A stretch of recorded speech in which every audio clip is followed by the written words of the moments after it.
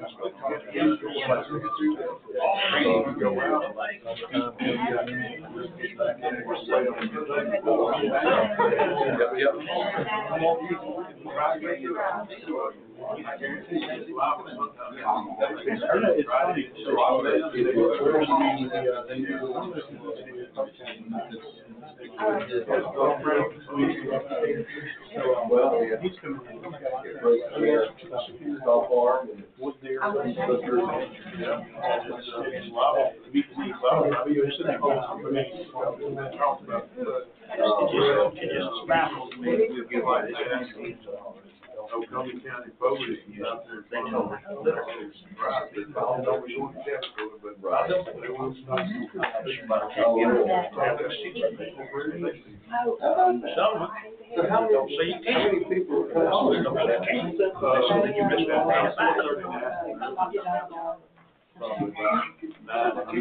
Okay. But you'll have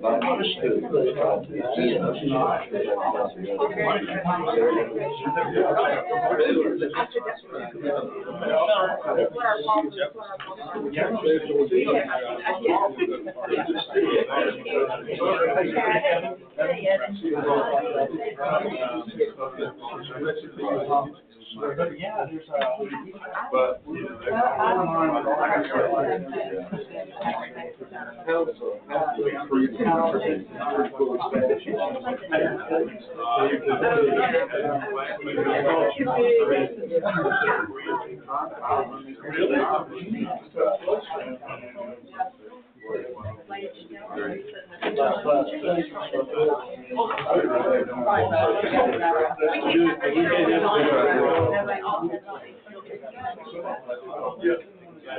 I mean, of all the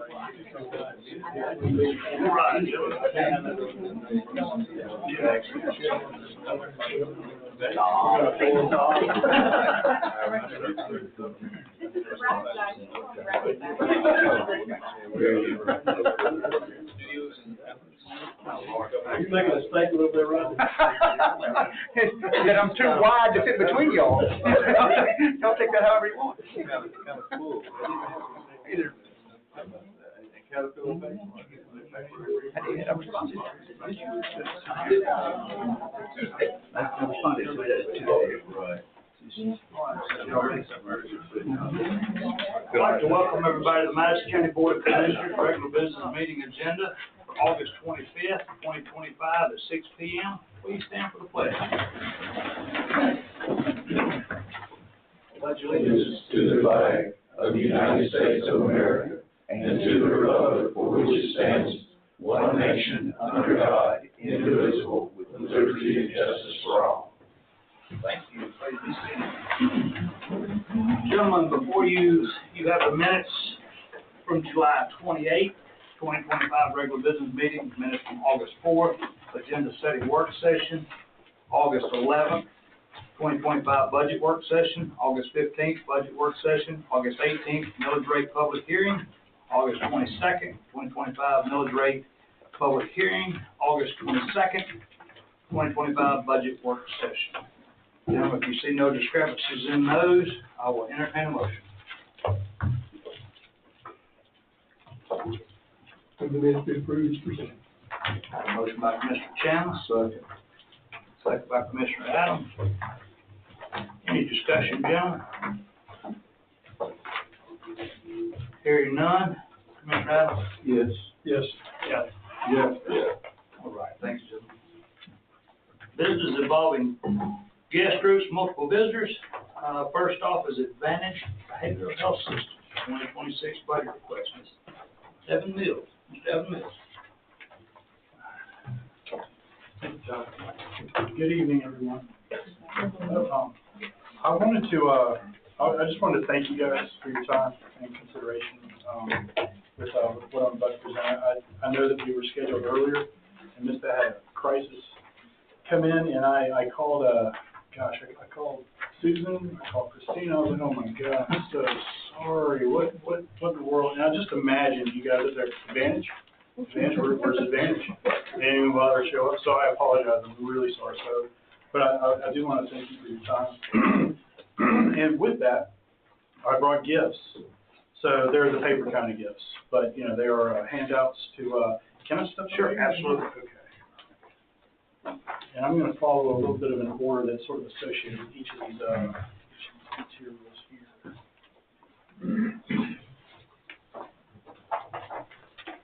And I'm not sure, you know, I represent Advantage Behavioral Health Systems. Again, my name is Evan Mills.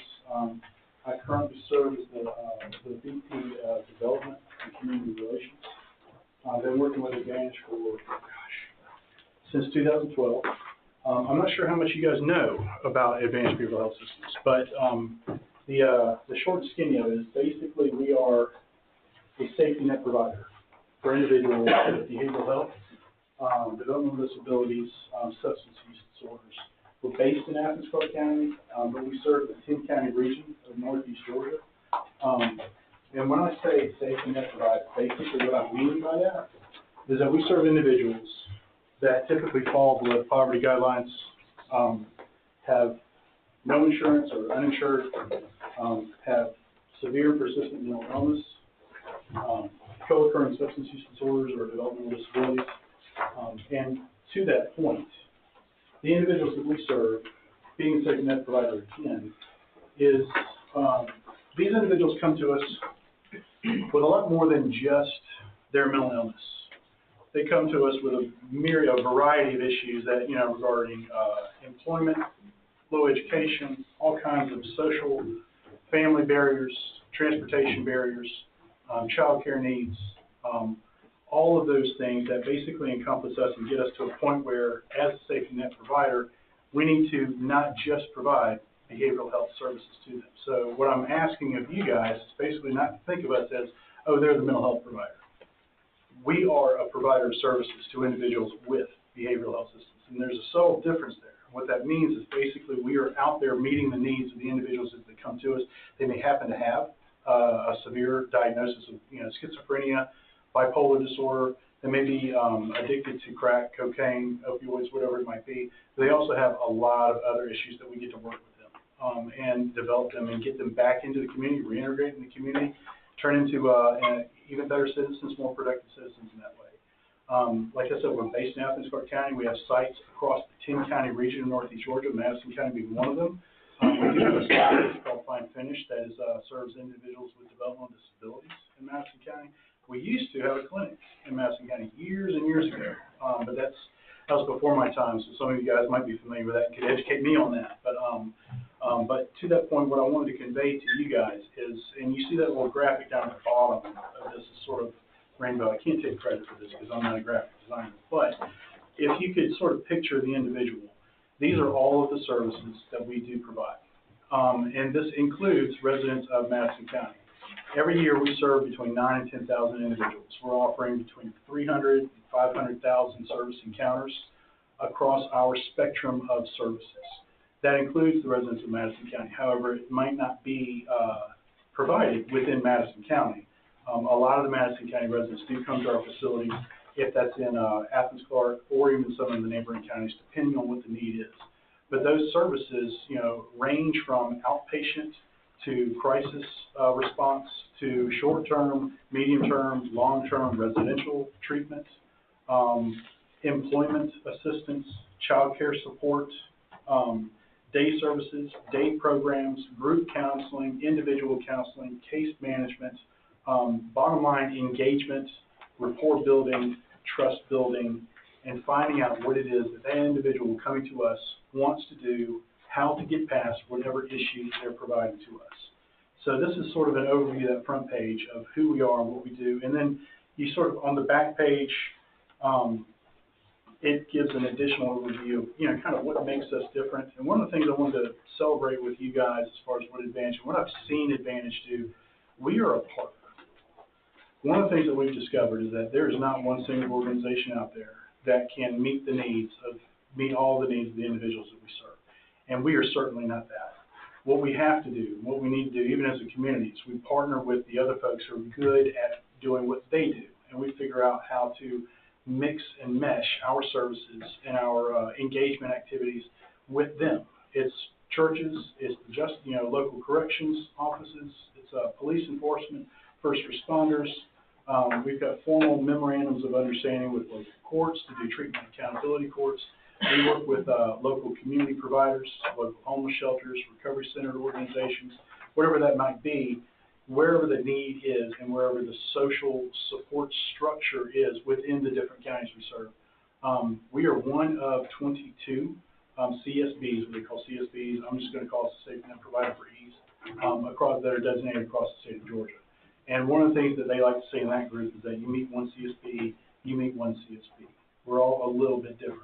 And I think that's the same way with the counties in the state of Georgia. Every single county has its strengths. Every single county has its weaknesses, different cultures, different things, different infrastructures and everything. And one of the things that we have to do as a regional provider is learn and know and understand what is happening in each of the counties we serve and figure out how best to enmesh and work with the other folks. Nobody knows the county better than the residents of that county. And what we are striving to do, especially with this little ask and with the opioid settlement dollars that are coming out, is how can we work with the stakeholders, the subject matter experts within the counties that we're serving to meet the need. One of the things, and I've been part of different sort of initiatives in the past where, we come in, we have an idea, it's written on the chalkboard, it's delivered down from the state or from the federal guidelines on this is the money that we're giving you, and this is how we're going to do it, this is what you're going to do, and it's going to fit because it worked in DeKalb County, because it worked in Fulton County, it's going to work in Clark, it's going to work in Madison, and it doesn't always work that way. And so what we try to do is as creatively as we can is figure out, and the way that we're going about it, particularly in Madison County, is we're going to understand the county, understand the strengths of the county, understand the different areas and the opportunities to improve and enhance whatever response is out there, to understand that and figure out how we can support that and be that third leg to the stool, if you will. And so if you look at the next handout that I gave you guys, this is something that basically you've got a lot of stats and a lot of needs. And I think I'm going to make an assumption here that everybody is familiar with the opioid crisis that gripped our country, gripped our nation since, the early 2000s, quite frankly. It came to a head, and we get to see that on a daily basis as people walking through our doors and, through our outreach teams. We're seeing all kinds of different needs and all kinds of barriers to finding some level of stability and independence among the populations that we're serving. So these are general numbers that we grabbed from the Georgia Department of Public Health. These are numbers that we grabbed from local school districts and the online, OASIS, Online Analytical Statistical Information System. But these are numbers that we got from them. These are not numbers that we got from you. One of the things that we're wanting to do is we want to figure out what is really happening. Where are the things? Where are the places that we can provide support? We can fill in that gap within Madison County. And so with all of that, you can see in general There's things associated with cultural barriers. There's things associated. Stigma is a thing within our world. I get to go face to face with it every single day, even within my family. Someone with who's addicted to drugs faces a level of stigma. Someone who has a severe and persistent mental illness faces a level of stigma. It's kind of how we're built. A provider of services that provides those services is faced with a level of stigma. And what I've found that is able to overcome some of that stigma is education. It's the ability to go in and talk about those things. And we've had a tremendous level of success in the short time that we've been trying to engage the folks in Madison County through the various resource fairs. We were able to meet with the local ministerial association a couple of weeks ago, and having some meetings with some local church groups and civic organizations. And there's a lot of questions, and there's a lot of curiosity, and there's a lot of information that's out there. And I think the opportunity that we're looking at is that we get to go and have that conversation. And one of the things that we've also found is that we come in, you can consider us a subject matter expert when it goes to providing evidence-based practices and evidence-based services to individuals facing addiction, facing opioid crisis. But we are not going to be and pretend to be a subject matter expert in how to engage a community and how to engage a person. I think that's what takes the community, and it takes a variety of different ways and different approaches to do that. And one of the things that we're hoping and getting to do within the variety of counties that we're serving is to engage in those communities, to have those conversations around what barriers are there, what opportunities are there. And so you look at some of that stuff, as far as the issues around stigma, the issues around, what rural communities face versus what urban communities face. They're different things, and this is what we get to sort of traverse. But we don't want to traverse it with our team. We want to traverse it with the communities that we're serving. We want to traverse it with the partners that are in Madison County.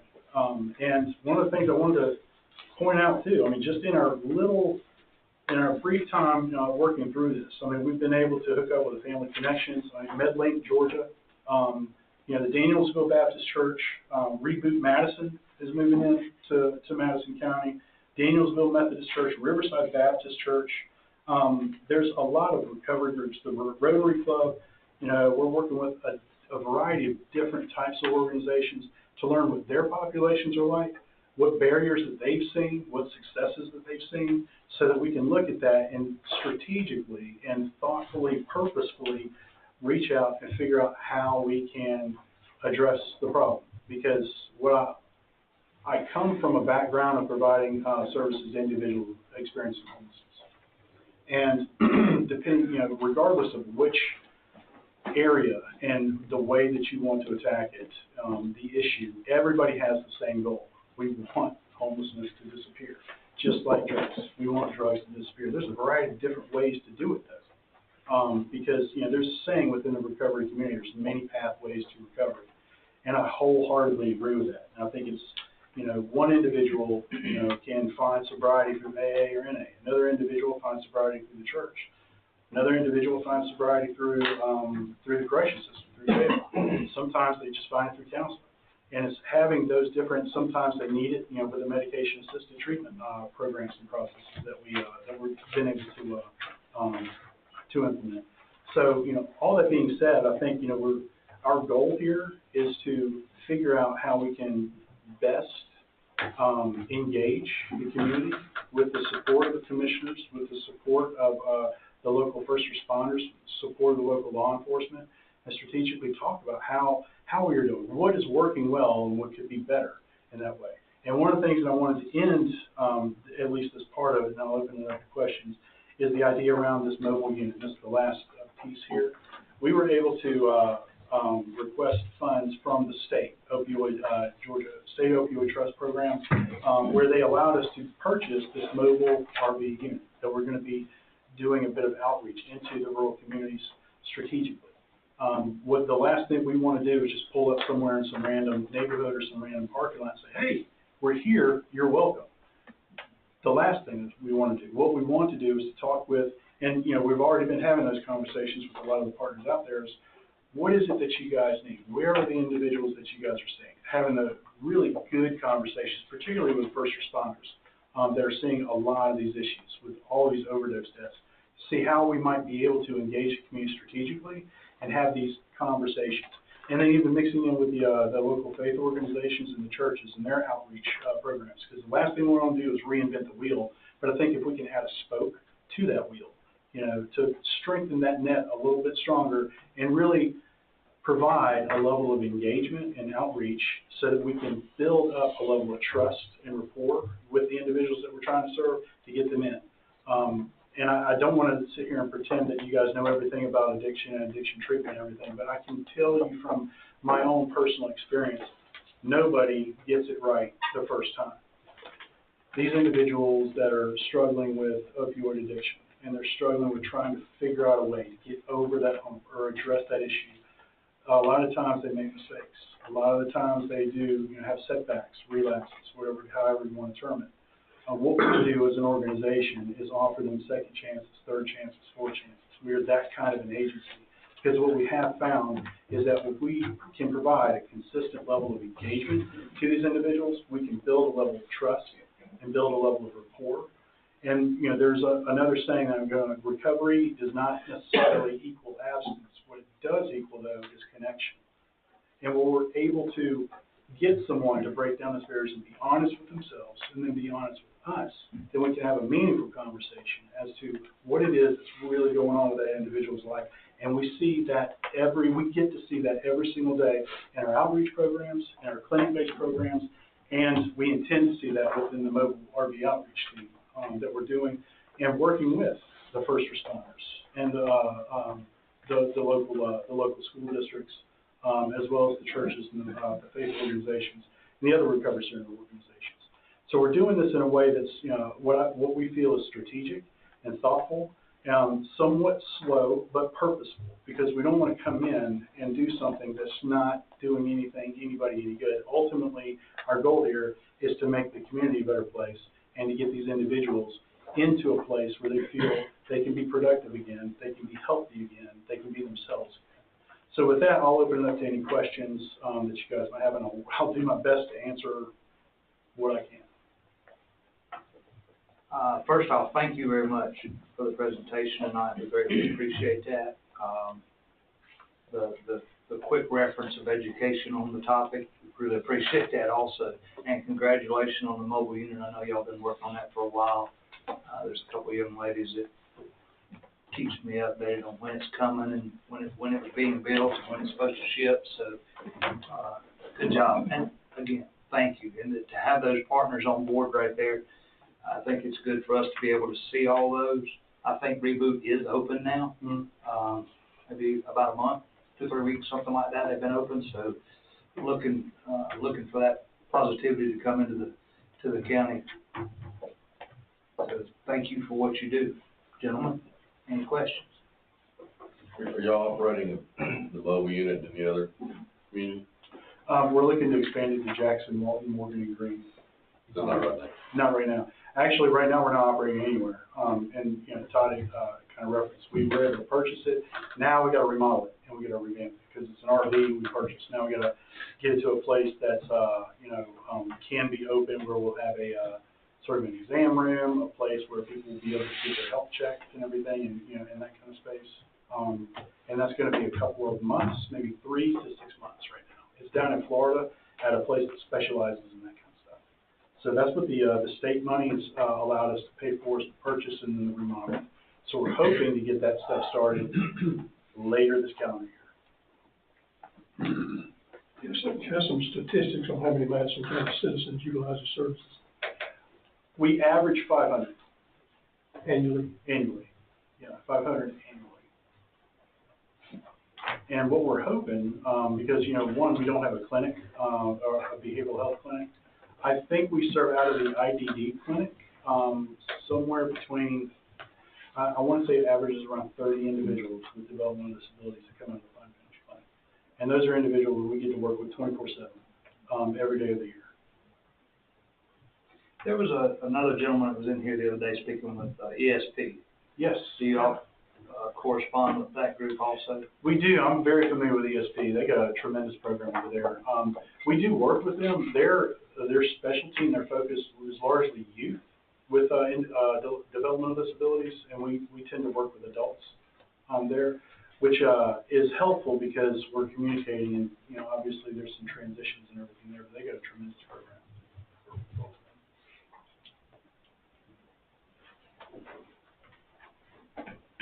Any other questions, gentlemen? Thank you. Thank you, Todd. Again, I appreciate the time. And there is an email on one of those. I want to say down towards the bottom, it's Catherine.Mills.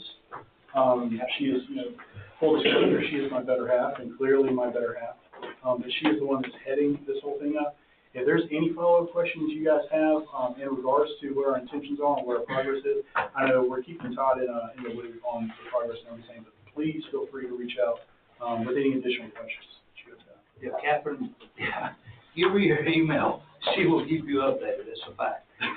Very true. Very true. The gentleman I asked you about a minute ago, sitting down from DBS.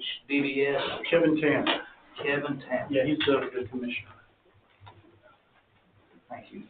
And I'm not sure if you've had any. We are working in a very, very, very similar fashion with Jackson County as well. Been working with Kevin Poe and their opioid funds. And we've got a similar program where we've done a lot of outreach and engagement within Jackson County. Because honestly, what we found is that proactive outreach and knowing where these people are and how they are, giving them the knowledge of how to access the services has been tremendous. And we've seen a lot of amazing client level outcomes that way. So just for clarity before you walk away, from what my understanding is once we learn the opioid funds and how they can be distributed, you're asking for us to use some of those funds to come back to Advantage. Exactly. Okay. And I actually, don't think the board got that part. I appreciate that. Thank you for poking the hole in my presentation there. I appreciate it.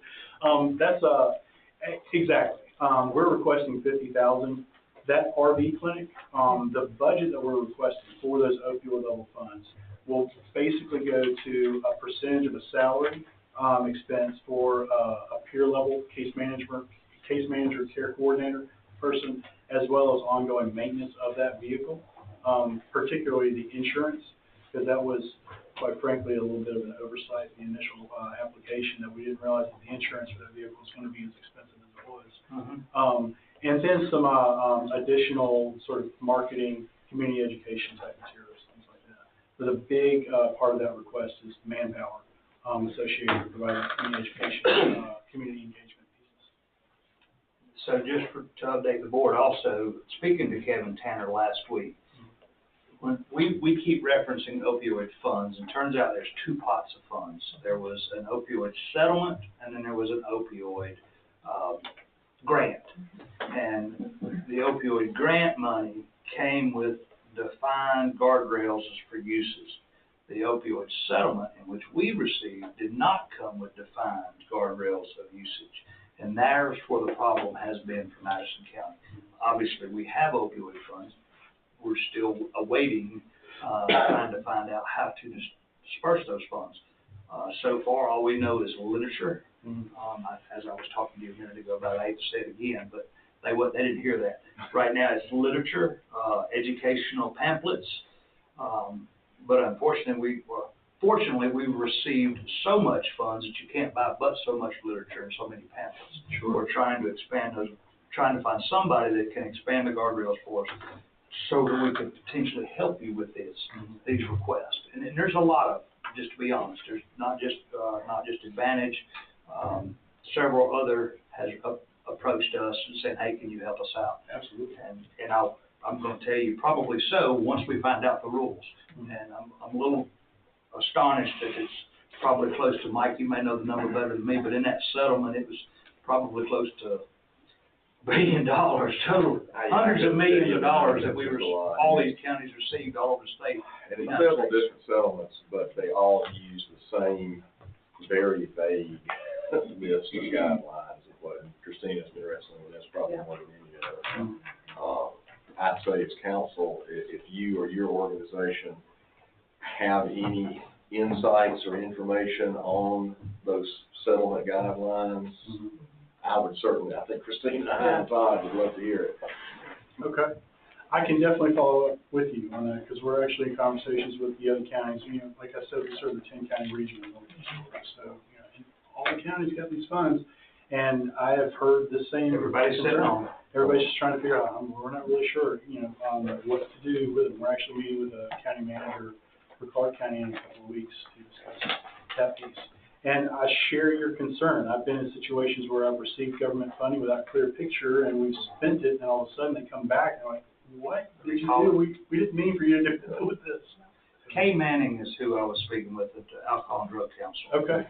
Was who was referring, the gentleman named John, and that's when we found out that they received a grant, and the grant does not operate under the same rules as the settlement. Yeah. I can definitely look into that too, on our end, and I'll be in touch with you. Okay.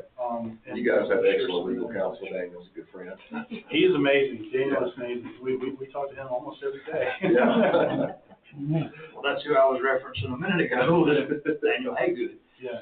But David Woodrum, Daniel, legal counsel. you He's our, Daniel Woodrum's our attorney. Okay. So We keep him really busy. Daniel Haygood was one I was referencing earlier about being one that was part of the settlement disbursements, and even he thought it's very vague. Yeah. So, and if Kevin Tanner don't know, being the CEO of that group, that scares me. Yeah.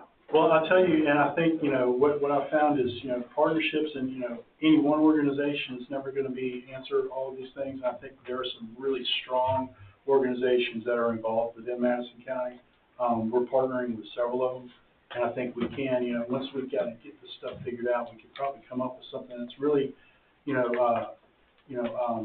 tailored to fit the needs of Madison County, because each county is unique. And I think one of the things that we're doing right now as we speak is getting to know those areas and those things within Madison County so that we can develop a really strong response to that. So we will definitely be in touch. Thank you.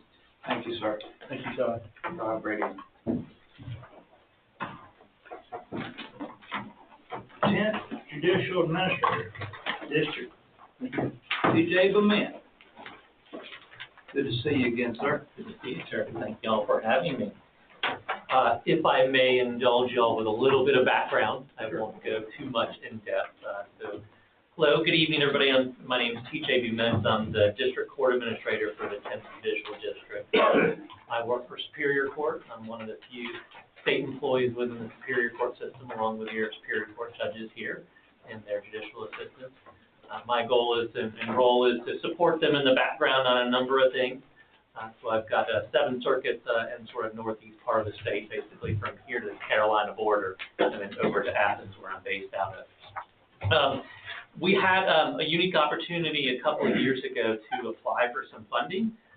Came from the American Rescue Plan Act. So y'all may be familiar. We all probably received amount of that money from the feds directly.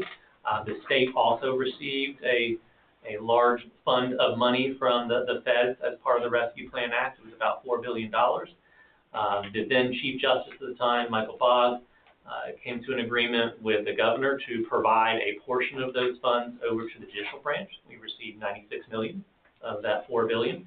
And for the last couple of years, we've been prioritizing those funds through an application grant process through our state judicial branch to use those funds to address backlog that rose up during the pandemic. And you all are certainly a circuit here that has experienced amounts of that as well that we're continuing to work through. As that initial backlog was worked through, there was still funds available as part of that $96 million.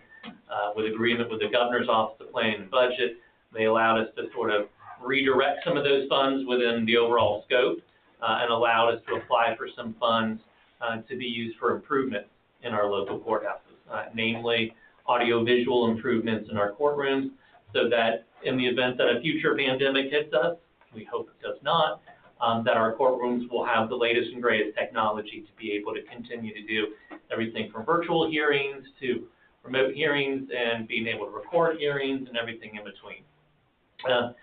We've been going through those AV projects in a number of our circuits over the last couple of years. We weren't ready in this circuit quite yet, but Judge Malcolm at the time, prior to his retirement, who did go ahead and let us put the piece of paper underneath his nose to go ahead and apply for those funds before we had the opportunity for them to run out. And we were lucky enough to get just over $1.2 million for the circuit in these ARPA funds to cover upgrades across 7 courtrooms in the 5-county circuit. Roughly, it's about $175,000 per courtroom. We reached out and worked with some providers that were on state contract and received a good bid from one of the providers on state contract, which we ultimately went with, S&L Integrated. And they have partnered with another local company in the state to provide the court recording system. So what we have before you all is an ask of just under $175,000, which is 2 pieces of that project, which is the bulk of that being for your courtroom here, an upgrade of the audiovisual technology in the courtroom. That covers a variety of things, so that's everything from speakers to microphones to cameras to a new podium with the various connectors and pieces in it, along with the ability to live stream, and then an add-on piece to do a recording system. I'm particularly excited about the recording system. It'll allow us to make use of the multi-channel, basically the different audio feeds, all the different individual microphones, as well as what's coming in from the main podium, which might be everything from a laptop computer to another device that somebody might bring in to record that recording system. The goal ultimately there being able to record what goes on in our courtrooms above and beyond what our court reporter does on an individual basis for their record. And it'll allow us for not just Superior Court, but any class of court that happens to use that courtroom, which is all your courts here, that they'll be able to use that same technology and hit that record button right up at the bench and make an audio recording of that proceeding. And eventually, if we want to be able to integrate and add a video recording onto that as well. We've got a number of things other behind the scenes to be able to make use of those recordings in the best ways that we can to really augment the work that our judges do, doing some voice to text and whatnot to provide those audio recordings much more quickly to our judges so that they can speed up the rate at which they're issuing decisions based on the feedback and whatnot that they have in our courtrooms. So what we have here before you all is that request for that just shy of $175,000. This is a reimbursable grant. Elbert County has volunteered and has been the fiscal host for those funds on behalf of the circuit for the last couple of years. But given the overall price tag of about $1.2 million, that was a bit much to ask the fine folks of Elbert County to take on behalf of all the counties of the circuit. And they kindly asked that we went to each county individually and asked them to be able to provide their share of this project to then get reimbursed back through the grant that will then be passed back to your county. There are no match requirements. All I can say is that fine folks in Atlanta that process our requests when we submit for reimbursement are doing their darndest to get those reimbursements done quickly, but they are taking a little while. It is in the neighborhood of about 60 to 90 days, sometimes a little bit longer, for them to process those reimbursements once we submit them to you. So with this project in particular, the 2 vendors, as is typical, require a 50% deposit, and that allows them to purchase the equipment, bring it into their warehouses, stage it, set up everything, so that when they come on site, they're able to do that installation pretty quickly. We already have the vendors working with the clerks throughout the circuit to get on their calendars over the course of the next month or so, because it means having those courtrooms down for about a week or so to be able to install all that new equipment and do all the testing. So as you can imagine, with very busy circuits and judges all over the place using that, our clerks have been scrambling to try and move things around to be able to free up a significant length of time for those vendors to be able to come in and do those installations. So we're excited to be able to do that. With y'all accepting this, we'll be able to move forward on it. We'll have the 2 vendors then submit invoices to the county to get those deposits. Then we'll immediately be able to submit those in the reimbursement process at the close of the next month. And hopefully, fingers crossed, get those reimbursements back to you then before the second half is actually done, which would be billed to us upon the completion of the project by the 2 vendors. So that's our goal at this time. So we are excited about the project and really hopeful that this will open up some opportunities to better use some technology in the courtrooms. Thank you, sir. Any questions, gentlemen? Are we locked into the providers that y'all have got these quotes from, or can you provide us a list of equipment that you're asking for and let us shop it ourselves? We do have a list of equipment that this vendor has suggested. With all due deference, we did go through and pick somebody off a state contract, so the providers that readily work in courtrooms across the state. Ideally, what we've been doing both here and in other circuits is whatever vendor we do go with is trying to have the same vendor throughout the entire circuit, so that our judges, our district attorney staff, public defenders, the folks who are the regulars in those courtrooms don't have to relearn and utilize different technology in different courtrooms. So the folks that are there regularly can come and know what buttons to push, what things to connect, et cetera, to be able to use things in the same way. If we did that, I would say we'd probably take a big step back and have to have that conversation again with all the rest of the counties and see if they want to pull out on that. We were in the past using another provider that's been providing the technology for a while, but that technology's gotten pretty dated. So gone with a vendor who is utilizing current technology that's being used elsewhere in the state. I think I saw in here that this is subject to OMB guidance as well for procurement. So that's Yes, sir. We followed that and got guidance from those folks in our general counsel's office, administrative office, courts, that as long as we did receive multiple proposals from folks on state contracts that satisfy those requirements. Some other circuits have gone out and done complete bids and at their discretion. Obviously, we know that takes a not inconsiderable amount of time. But in the instance of when we applied for these funds, which was just for this last year, those funds do expire for us at the end of this calendar year. So we opted to move forward with a state contractor that could get us on the system and on the list pretty quickly. Have the other counties in our circuit already approved? We're in different stages of that depending on the counties. So all of them have been submitted the information. Some of them have it on county agenda items. Others have circulated around and say they're going through their procurement process because it's on state contract and that handles a little bit differently county by county. But everybody has conceptually been on board and everybody's moving forward. It's going to be on a, let's say, first come, first served basis. The first one puts the money on the table, gets it here, or our friends in Elbert County going to get it first? No, we are giving due deference to our clerks based on when they can free up the calendars, and that's the most important thing. So we're looking over the course of September into October to do that based on the clerk's availability of the schedules. So you just say the money ends December 31st, 25?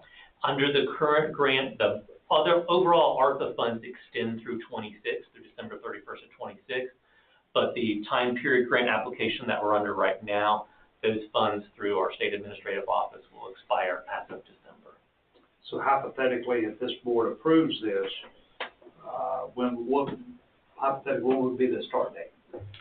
It would be as soon as the clerk confirms that calendar and that goes back to the vendor and they're able to accept that that date works for them and have all the equipment ready to go. Has anyone spoke to our clerk about? Yes, sir. We've been in touch with all the clerks in the circuit. I can't remember off the top of my head what. I know we're pretty busy. We have a Yeah. busy court schedule here in Madison County. I've been watching the emails fly back and forth between all the clerks and the vendor trying to figure out if I can get you 2 days here, is that enough to do a little bit and then come back in another 2 days? So we're sorting that out amongst all the clerks right now. One other question, is this technology going to be adequate for the AI/court reporting, what we all know is going there at some point? A couple of things. So one, that means for a big question, what is an ultimate long-term cost for you all? Per the terms of our grant, we were allowed to pre-bill and include in the request paying for maintenance for 5 years. So that means that we don't have to come back to any of the counties for maintenance on these projects and systems for the next 5 years. Not that those are terribly expensive, but it will probably be somewhere in the neighborhood of $5,000 to $10,000 per courtroom. But we will have to come back to you, like I said, for about 5 years for that. As far as the use of the technology, the equipment that we have in place there are, I would say, if not state-of-the-art, it's current technology for folks who work within this realm.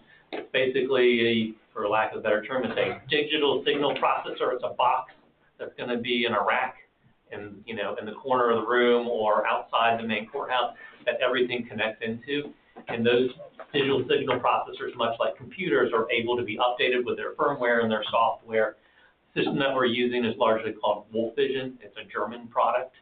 And also one of the things I can tell you, when we were able to get this on state contract, they were able to lock everything in pre-tariff pricing. The number of these components come from overseas. But that main German product, which is a Wolf Vision product, has a variety of features, allows us to have annotation. So if we have a witness or a remote participant that needs to circle a picture or put a dot on something or draw an arrow, they can do that. And that's all seamlessly in the system and managed by that digital signal processor. Judge has full control over the system, both from a touch panel and then eventually from an iPad app as well, to be able to control and adjust volumes and turn things on and off and have a preview of what's being seen by the parties or by the witness prior to it being shown on screens like this out to jury members and to the public. As far as technology for long-term use from AI and the court reporting piece, that's that second piece of the project, which is a court recording system. This is a PC-based system that will connect into that digital signal processor. The goal being that every channel, which is basically all the different microphones in the room, plus what's going into when folks bring a laptop or an iPad or another device, that's one of those inputs that feeds from all of those go to both the court reporter so that they have a direct feed from all the different microphones, but it also goes into a separate recording system. And that's a multi-channel court recording system that we have, and then it gives us the ability to do playback, gives us the ability that if we save that onto the cloud, that the judges can go back to their office and play the court recordings remotely and be able to listen in on what happened without having to go back to the court reporter and wait for them to produce a transcript, so they can keep cases moving by going back and doing that playback. And then we can use that to leverage other technology out there using voice to text and whatnot to be able to leverage some of that. I know one of the questions as well is the digital takedown legislation that General Assembly passed this year that goes into effect in January. The gist of that is waiting for some rules to be promulgated this fall by the Judicial Council. But what that will allow, it will be permissive for judges to not have a court reporter in certain circumstances, essentially civil settings and domestic matters, and certain types of criminal proceedings, basically non-trials and things like that. So in the event that a court reporter is unavailable, or that court reporter is out sick, or whatever the case may be, court does not have to be stopped and canceled, and the judge has the ability to hit that record button, provided that it meets certain requirements like multi-channel amongst others, and we can provide that recording. In the event that anybody does need a transcript after the fact, we can then provide that recording to a certified court reporter for them to then transcribe. And right now, given our court reporter situation in the circuit where we've been down, I'm sure you have probably heard from Judge Neesmith, who's maybe shared a thought or two with you. We've got a shortage of court reporters throughout the state. And while this is not the solution to have these multi-channel recording systems, it's part of a solution combined with that digital takedown legislation to give us more opportunities so that we don't have to delay or postpone court if we can avoid it. So I think you just told us this is AI. It has the ability to plug into AI. I will say that we have some recent guidance from our State Judicial Council on the use of artificial intelligence in the courts. Suffice to say, we're scared. We do not want to, as they say, take the human out of the loop. We are not ready to replace the fine work that our judges do on the bench or that the lawyers do in the field, at least at this time. But what we do recognize is that there's a variety of tools that we can use to aid in the process, in things like voice to text, and doing a pre-version of a transcript, so to speak, that gives the idea that you can then go and search that text to then jump to that portion of the audio to do a playback. That's a middle ground use of AI technology now that kind of speeds up things. Just a quick example, if the judge had a 20-minute hearing tomorrow on a motion, and perhaps their recollection wasn't the best on that because they had a lot going on, and they want to go and write up their decision on that, they typically would wait for that transcript from the court reporter. Now, with the new system, we'll be able to both have a recording for them and have a voice to text for them to be able to quickly go back and just listen to the 5 minutes that they need and do that now rather than waiting 30 days, 60 days, 90 days, whatever it may be for that court reporter to get to writing up that portion of a transcript. I think what you were saying is that this system does meet the requirements of the digital recording bill. Yes, we've been very adamant in working with all our vendors, not just here, but in all our circuits, that as we understand that digital takedown legislation and the draft of the rules that we received from the Judicial Council last fall, that all these systems are going to be meeting those requirements. TJ,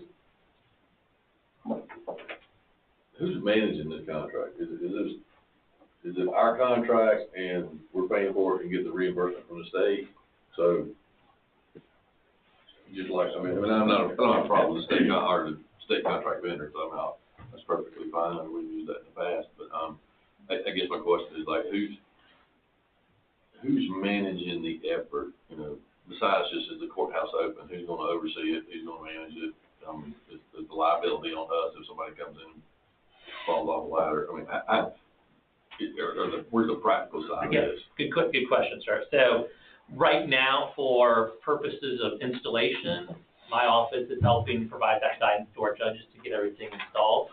Once we are done and we acknowledge with the vendor and do that final project sign-off, as I'm sure you well know, on all the projects you've worked on over the years, once we do that final project sign-off, it becomes the county. So you all are able to do it. We've got that maintenance contract that's included in that cost for the next 5 years, and that includes the ability to do both on-site and remote checkups and updates on the system. And as part of that as well includes some training for court staff. So our judges, DA staff, public defender staff, and clerk staff, and judges and staff of the other classes of courts to be able to come and learn how to use that system. But our goal is to help bring it to the courtroom, turn it on, make sure it works, and then hand it off, and then we step out.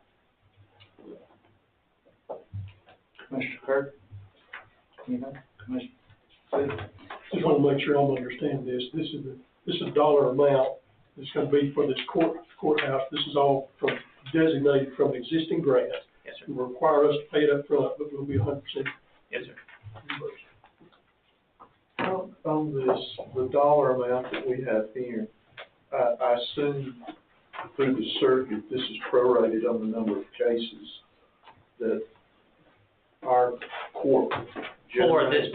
For this project, no, because we have a set dollar amount from the proposals for what it takes to upgrade and replace the technology in each one of those courtrooms. So it is independent of your portion of the caseload throughout the circuit. So we just looked at the number of courtrooms that we have in the circuit. So basically, there's one main courtroom in each one of the counties. Elbert has the old historic courthouse that they also use as a courtroom as well. And then Hart County's got a larger hearing room that also serves as a backup courtroom. So we did it across the 7 courtrooms that we had in the circuit. So yes, Elbert and Hart are being a little bit more, but they've got a second courtroom. In the event that by some grace of God, Madison County were to find another courtroom, are there any guarantees on the price being locked in for a year, 2 years?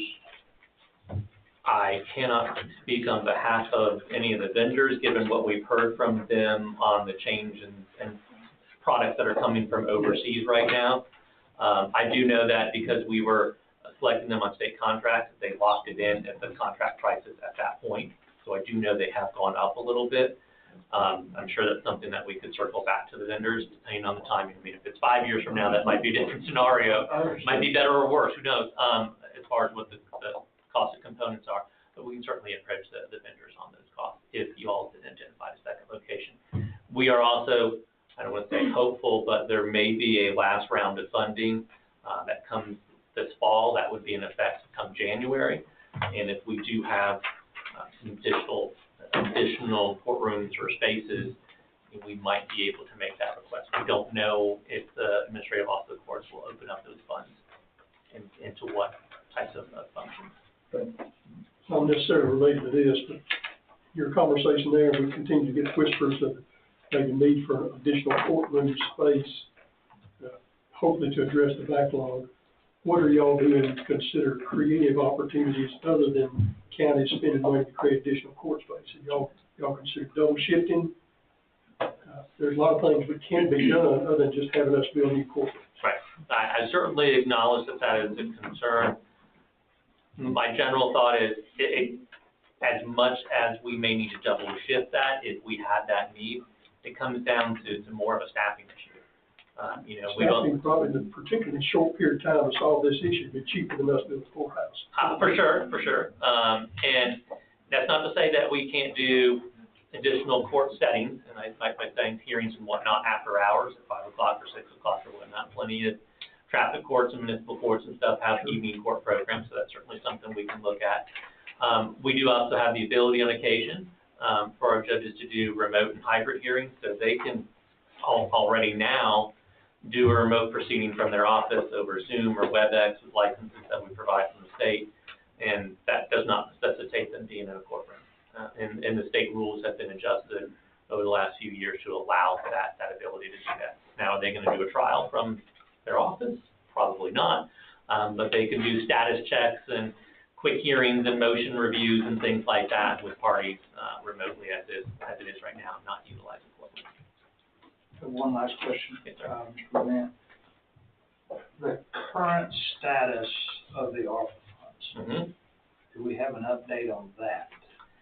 I assume you mean reimbursement to the other counties in the circuit from the host county? Yes, sir. My understanding is that checks were sent out about 10 days ago from Elbert County. For which year? For the earliest year, at least, from that. That would be 23 for us, because That would we be received 2023. 22. The current grant period that we're under right now is from 2023 through the end of this December 2025. That reimbursement process on behalf of all the counties in the circuit, we submit that to the Administrative Office of the Courts.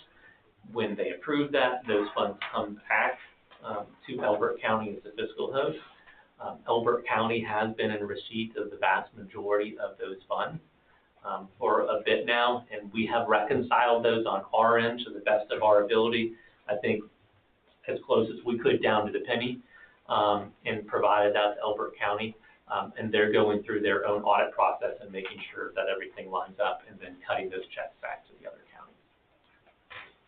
I do say, and will say, that the numbers of what we receive from each of the counties, and then what we then transmit to the folks at the Administrative Office of Courts that then review it and then go to the Office of Planning and Budget for them to review, and then ultimately what dollar comes back is not always exactly the same. Their particular auditors and bean counters see some of our documentation a little bit differently, and it could vary by a couple of cents or a couple of dollars. It's largely been ironed out and gotten a lot better, but for the most part, once we reconciled it based on what we submitted to what actually we got back and has been deposited with Elbert County, it is within a few $100s of difference. It's pretty close. All right, thank you, sir. No other questions? Thank you. Appreciate your time Thank you, tonight. sir. Appreciate the explanation, sir. Did you want to take a motion? We can, I was fixing to look through here, see if it's on an agenda item, but if it's not, I would entertain a motion now on behalf of the 10th District. Court upgrades, sorry. Based on what we've heard and understanding the technology, I'd make a motion that we approve the reimbursement contract for the amount proposed for the audiovisual equipment, with the caveat of providing an opportunity for council just to verify anything that may be outlined in the contract documents and stuff that you've not had a chance to look at it. Just would have a more comfort level if you take a look at it after the fact. Actually, I don't think this has to be done tonight. I mean, I know we want to, but we could actually do it at our first meeting next time to give Mike a few days to review it, if you would prefer, sir. Well, I mean, that's up to you. I need to know what the scope of the review is. I mean, I heard one question, and Mr. Bement may want to answer or weigh in on this. But as far as who is contracting with these two vendors. S&L Integrated's documents look like they're expecting Madison County to be who's contracting with them. BIS Digital is less clear, but the only reference is to the 10th Judicial District, so I suppose the district is the contract. Yes, sir. With respect to BIS, we have had them update that documentation so that it reflects when those invoices and everything comes up over, that'll reflect each individual county. So we've cleaned that up at this point. So in fact, they've been going back and forth with the clerks verifying fiscal contact information to be able to update that documentation. So there are obligations in both of these for preparation and that sort of thing on the county or on the client, on the customer. I gather this is verbal assurance from the 10th District that it will be handling all of those matters. Is that right? In coordination with the judges and staff, yes, sir. In coordination with the judges and the staff. So we don't have that in writing. The other Commissioner Dawson asked a question about liability, which gets into, typically you have the standard provisions in the contract for what the vendor is providing, as far as, among other things, covering those liability issues, indemnification, insurance. These being state contracts, I'm guessing that's addressed in the state contract, that these are then purchase orders coming off of. I don't know where to find those state contracts to review them. I don't We can provide know if you want me to. I mean, I can go as deep or as shallow or as you want to, but you got to give me the scope of work. My motion, and I guess my comfort level is cursory review. I know that's an objective terminology, but just if there's any red flags that show up or any communication that we need to have with Mr. Vermeer, just for clarification and whatnot, just give us a comfort level. That's what I'm trying to do. Okay. If that's, I can work with that. I would assume that we would be listed as an also insured or something in that if this is a state contract that they're modeling this after, but the work's gonna take place here, that somewhere we would, like warranty, workmanship, the whole 9 yards that you have to go through the contract with the state, we would get copies of all that documentation. So I think that's our instruction, if you would get those to me, and I can look at them. Based on that, we'll run through your motion again. I make a motion that we approve the judicial administrative request of the audiovisual grant to be reimbursed by existing ARPA funds with cursory review of contract and understanding by county. Second motion. I have a motion by Commissioner Doster, second by Commissioner Chandler. Any discussion, gentlemen? Well, what's the timing on this? As far as, do you need signatures from the chairman and the clerk? We would need signatures on the final documentation on these, and we can slow roll as long as we need to and push you to later if it's coming up on an installation timeline. If you can get those contract documents over to Mike, and once Mike proves those, feels comfortable with those, he can contact our office, and at that point in time, we'll move forward. Well, I think TJ maybe got the implication. This is Labor Day week. I do have commitments and travel plans. No, Your time is your time, sir.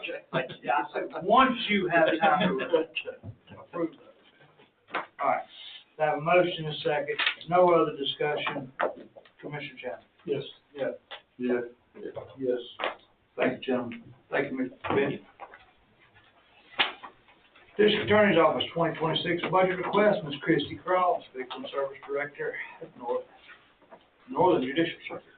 Well, you have Mr. Park. Oh, and Mr. Parks White. Good evening. Hey, good evening. Good evening. Real quickly on just physical responsibility, I just want you all to know that I've always taken physical responsibility very seriously. I come before you as one of the 50 DAs in the state of Georgia. 43 of them receive a local supplement from their counties for the salary, never asked for one dime, and I will never ask for a dime for myself. A few years ago, the Department of Corrections proposed sending out to all of these circuits, every county, if they purchased it, a presentation system that included a flat screen television, 2 screens in the back, and a WebEx-enabled system for communications between the Department of Corrections and the local courthouses to have a VTC capability made between the counties and between the county Superior Courts and the Department of Corrections. Their proposal was a $10,000 pop unit for each courtroom, plus at least $1,000 at the very base minimum maintenance fee annually for those systems. I went home and I built 5 of those systems myself using flat screen televisions, monitors in the back, integrated small Minix computer system in the back, a document camera to make them fungible or usable as well for presentations to juries at a cost. And I designed and 3D printed items to support the arms for the screens and hold the remotes and hold the document camera on and the power strip on the side of the mobile presentation cards. Those cost $1,000 a piece, and it didn't cost you anything because we use those out of asset forfeiture funds. In addition, recently we had a case in which after the second day of trial, and a person pled guilty, we fined them the cost of the prospective jurors as well as the selected jurors when they pleaded guilty on what would have been the first day of trial. I'm a big fan of the potential of receiving new technology in the courtrooms. I will tell you, we've been active in doing that very same thing. It was the initiative of the DA's office that made the VTC system an initiation possible that we've been utilizing, allowing the Department of Corrections to communicate with the local offices and local courtrooms so we don't transport prisoners back to the local jail, which costs you money every day they're in the local jail, and it costs money to transport them, and it puts corrections officers at risk, as evidenced by a man who's convicted here in Elbert County, Ricky DeBose, who was incarcerated, and he and another inmate escaped and killed a corrections officer before they fled in Tennessee or captured. DeBose had been sentenced to 20 years without parole from here after a guilty plea, and then he's now dead. He was sentenced to death, but he saved the state a lot of money by taking his own life in the Department of Corrections. So what I'm here today to talk to you about, and I greatly appreciate Christy Cross, who was a tremendous asset to the office and handles the grant funding that funds our victims assistance program that makes sure that victims have a voice in the courtroom, ensures that they're notified of all hearings, and they have the right to be present at hearings and to make their voices heard, and also to receive restitution from the individuals who have harmed them. That service, I think, is vitally important to what we do in criminal law, as so much of this is focused on people who break the law rather than those who are affected by the lawbreakers. But the technology certainly would be a benefit to everyone. It will not replace court reporters for criminal cases, as the legislation still exempts from those new rules, criminal trials as well as criminal hearings involving actual substantive matters, including motions to suppress and other motions related to evidentiary and logistical matters related to trials. There was a mention about the second courtroom in Hart County. There's the main courtroom, the second courtroom used by the magistrate judge for some hearings. It's about a quarter the size of this room. That's where we do grand jury in Hart County. There is a second courtroom we have here in this building. It seems like that would need that technology more than that little bitty room in Hart County would, but that's just my thoughts. The reason I'm here today, though, is because we have, my office is, many people think of the DA's office as a state office. It's not. It's a hybrid office. It's funded, most of the big expenses are paid by the state, and that includes my salary and the salary of my assistant district attorneys. When we're fully staffed with 6, we're about to be back up to 4, which we're thrilled about. There's been a lot of DA's offices that are having trouble staffing positions right now, based upon not only the fact that people graduate law school with hundreds of thousands of dollars of student loan debt, but the state pay scale. I think the state pay scale, which I came up under, is fairly competitive for government work, I'll be honest. And the nice thing about it is you get to have the best job in the world, which is being a prosecutor and getting to try cases, because there's nothing on earth that's more fun. And it's great. And we had a lot of success here recently. Of course, everyone here is probably aware of the 14-count murder case that we just tried. Got a guilty verdict to all counts here in Madison County. I tried a serious murder case in Franklin County last month, and another double homicide in Hart County, for recently getting, life plus 100 years, no, 2 consecutive life sentences plus 100 years in prison. But we have 2 individuals who benefit the office greatly, and their contributions, I think, would be better recognized if they were permitted by this board to be moved from a county-paid reimbursement into what's called a state-paid county reimbursed or SPACER program that would put them in line with the rest of the members of my staff in terms of having them actually be a state-paid employee, with the reimbursement for those positions being compensated by the county. This will benefit them. We're hoping that it will allow them to expand in their responsibilities. They already are, do a tremendous amount for us. We have one of the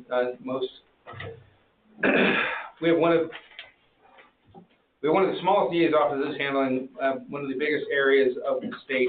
When you compare the fact that we've had both the felonies and misdemeanors for almost all 5 counties, all the misdemeanors are handled by Elbert County with their state court. The rest of the offenses come to the district attorney's office. Both felonies and misdemeanors for Elbert, Franklin, Hart, Madison, and Overland counties. It's 8 miles, everything from the edge of 8 miles from the edge of Athens to the state line. Franklin County being a particularly difficult county to work due to the fact that the 26 miles of interstate is a drug corridor from which many cases are being made. The total number of cases by percentage that Madison County accounts for is 22% of the 5 counties.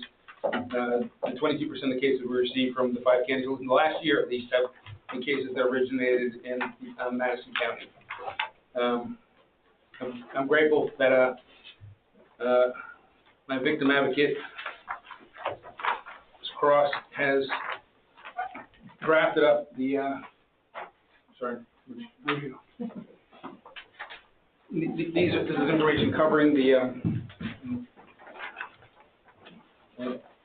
well, you don't have this because otherwise I feel like I'm just passing more paper. And the thing we want to do is waste paper, right? Just not the worst. Thanks. And it breaks down the 2 methods by which local government can fund positions in the district attorney's office. What we're seeking is the funding for the positions we currently have for Madison County be funded through 15820.1, which is the state paid county reimbursed system that would have the prosecuting attorney's council manage the payroll aspect and the benefits aspect of those positions, and placing these personnel in those positions, I believe, would make them more competitive with other offices. Also maintain Investigator Rucker as a competitive law enforcement, competitive in his role as a member of law enforcement, which he is. He's post-certified, because we want to retain the people we have. Because one of the biggest challenges in any DA's office is turnover, because without a certain amount of uniformity and stability, it's difficult to continue to move the number of cases we have. Because on average, we have to move at a minimum of 40 cases a week, meaning we have to resolve 40 criminal cases a week. Sometimes the number rises up to as many as 50 a week. And that's really to stay current. The pandemic naturally, since jury trials were shut down for essentially a year, that threw a giant wrench in our gears, resulting in more cases than we would have anticipated being currently pending within the circuit. We're still moving. I was in grand jury last week for 3 days in Hart County. We've just indicted one murder there, and we're about to indict another murder on September 15th in Franklin County. We're being creative in the way we indict them. I think we have one that will, in both those cases, I think we have a charge that will close the door on any possible defense to those 2 homicides. So, if the information that's been provided, I believe, covers the questions that the board has, and if there are any other questions, I'll be happy to answer them. I may consult with Ms. Cross. She's been gracious enough to help me to put this information together for the board.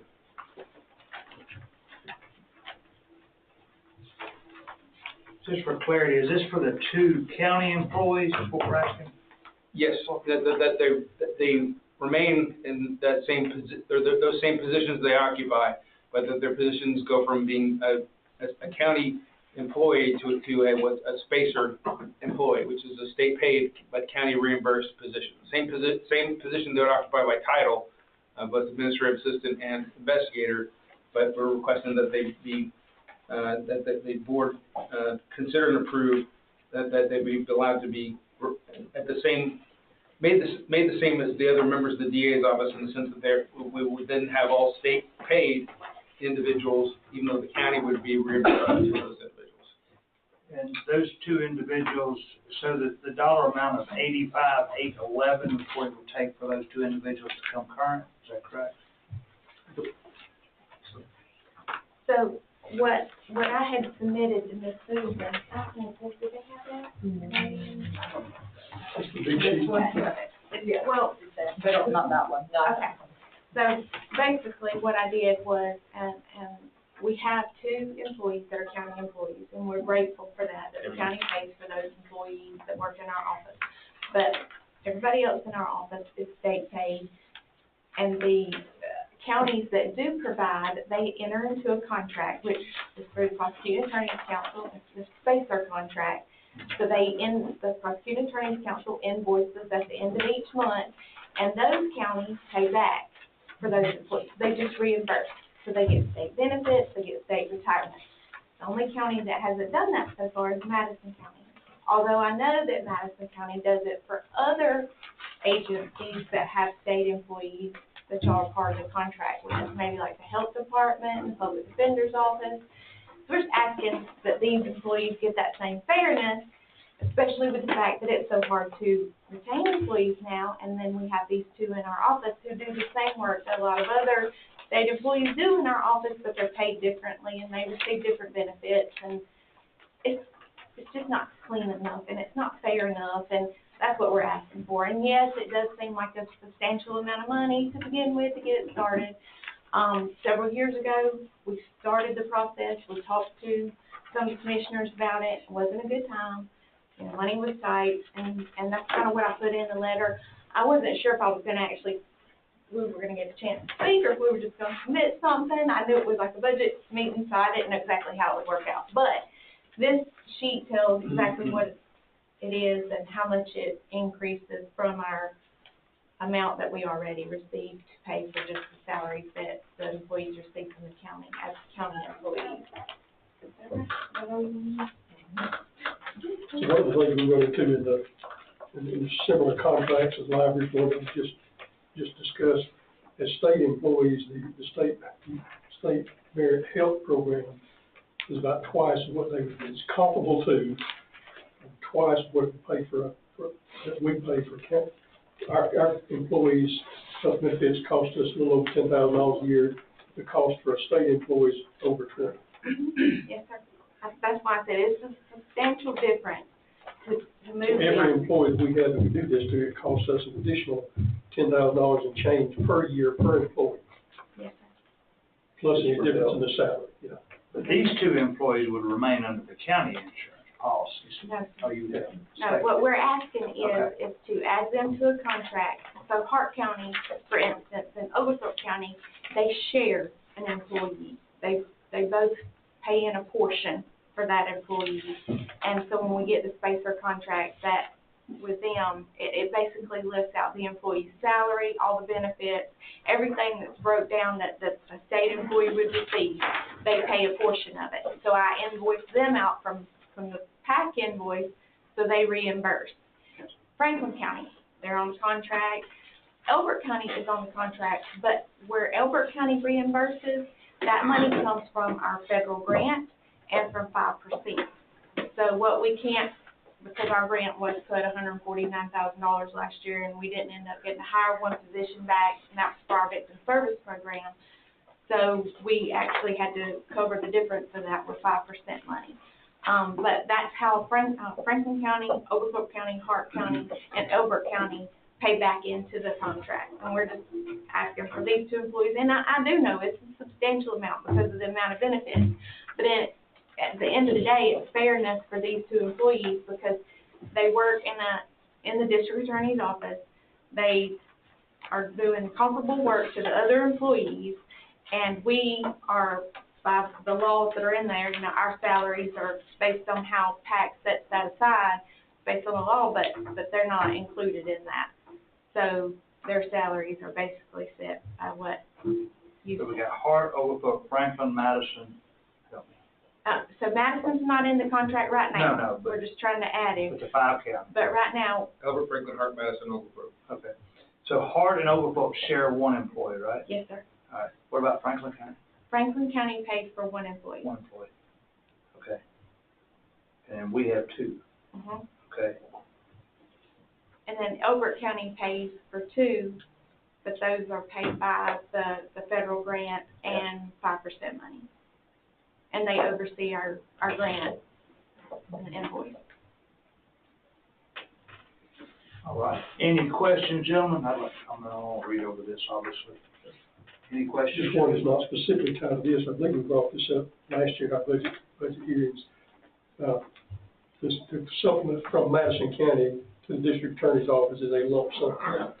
And a good portion of that office is for salaries of employees, but your department's been considerably understaffed for some time. What happens to those dollars that you receive that you spend on? It's a portion of my assistance. It doesn't come to, you're talking about the 6,000 in the budget? The dollars that come from Madison County to the district attorney's office. Okay, so we do a budget where we split up, like, what everything that you give us, what we use it for, whether it's office supplies or computer. But there's a portion of that that is earmarked for employees. Right, and So we're my not question asking. is, when those positions are not filled, like you're short two attorneys right now. That's on the state side, though. Okay, so all that. We don't pay for it if we don't have it. Right. That's what you're saying. But in the supplement, I believe we referred to the supplement fund that actually goes to my assistants, but, I'm sorry, there is, Basically, he's asking if the position is not filled, one of the county positions is not filled, is the county still paying? And the answer is no. At the end of each month, when PAC sends us that invoice, it's only what part of that salary for that employee is paid. So if, for instance, and the 2 employees that we're talking about are Cam and Tracy. So if Cam and Tracy left, they wouldn't be on that invoice. They're processed through our payroll. Correct. Yes. So I understand, but all the employees are, well, these 2 employees that are county employees, are they only doing county things for Madison County, or are they? They are. not exactly, because Madison County, every time county business occurs in Madison County Superior Court, other counties' business can be conducted here. Only certain county business has to be exclusively conducted in Madison County, or Albert County business can be conducted in Madison County so long as it's not like a jury trial, because venue has to be in the location where the crime occurred, and the jurors pulled from that location. But every time we have calendar in Madison County, often there will be cases that related to Hart, Franklin, Oglethorpe, all the other counties. That business is being conducted here, and then those county employees are handling the aspects of those other counties. Yes. But for the most part, they stay here in the Madison County office. Cam, you know, she's the admin there. She handles all the caseload that comes in from Madison County. Tracy is the one that sometimes we might use him to serve subpoenas that are outside of this county and help us locate victims that have moved outside of this county. That makes sense. I'm just trying to understand the situation, how we sort of get where we get with some of these. And Tracy primarily monitors like the jail calls locally to go collect additional evidence from Madison County Jail, and handles the service of personal subpoenas that have to be conducted in Madison County, and following up with any additional investigation that needs to be conducted on any of the criminal cases we receive in Madison County. I might be able to help with a little historical perspective. The practice of counties providing employees that are, and y'all know, we've talked about this in other contexts, having an employee who is on county payroll, but for all intents and purposes is directed by a separate agency, creates potential joint employer-employment practices liability situations.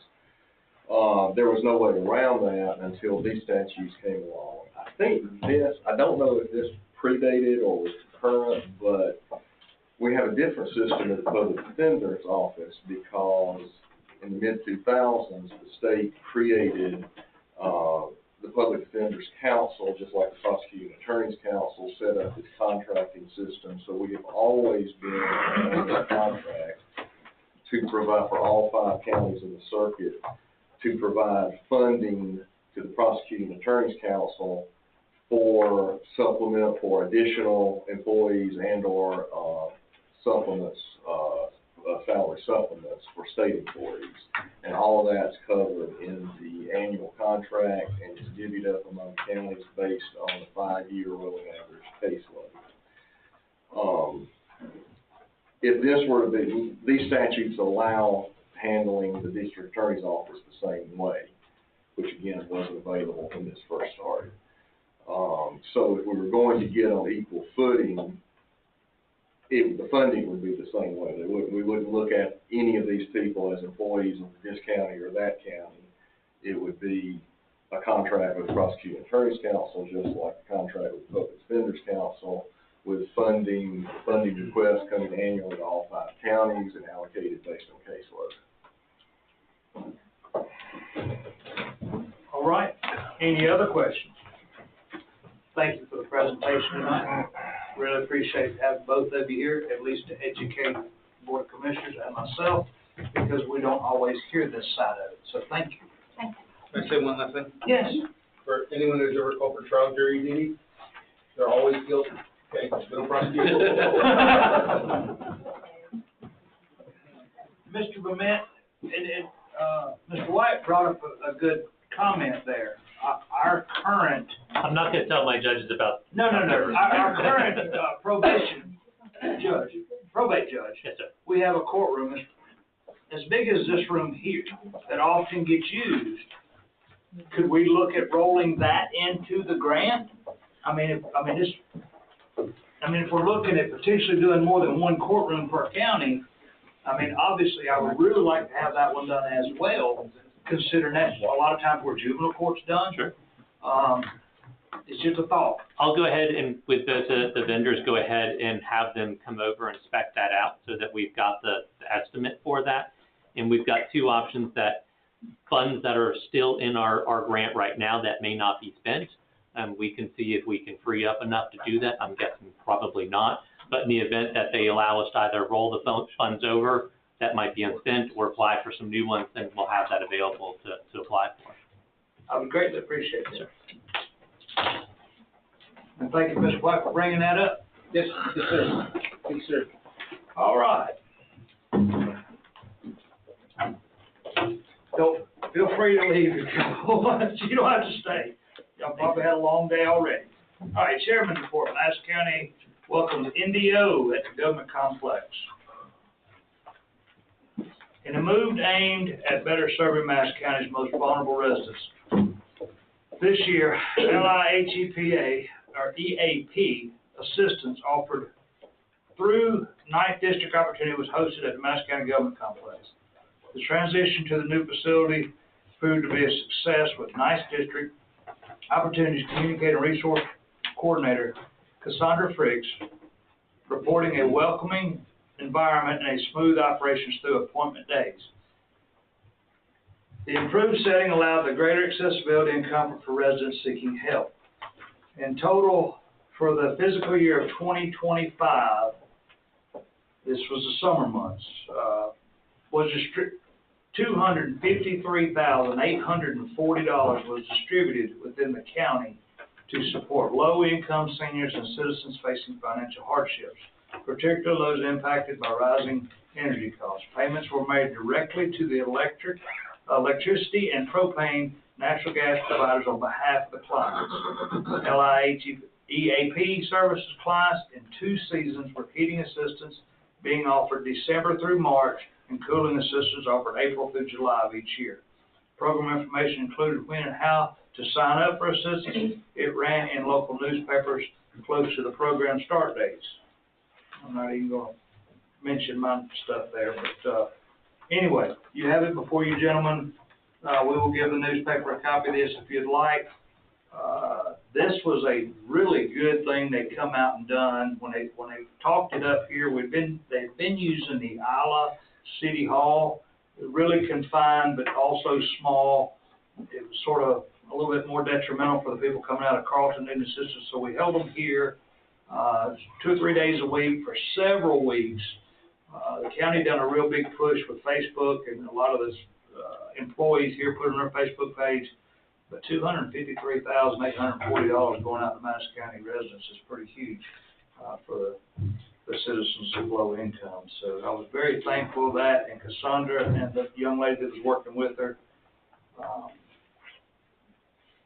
Get ready. Tell your elderly parents, tell your neighbors, tell anybody you can think of that may be eligible to look for this in the coming months for the winter assistance. Last year, they faced a situation where they had so much money they couldn't give it all away. And that's the reason we went, from the county side, went out for the push to try to get more people involved with the senior center and everywhere else. But it's really sad when these companies and programs have that kind of money and is unable to reach the people to get it to. So we tried our best to get it out there. So with that being said, if you guys want a copy, there it is. We'll get it to you, whatever. Maybe I should read this. No, that's it. I thought there was another.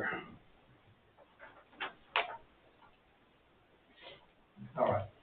Statements, remarks from citizens on agenda items. All right, old business, consider approving the 2025 millage rate resolution. Questions, anyone?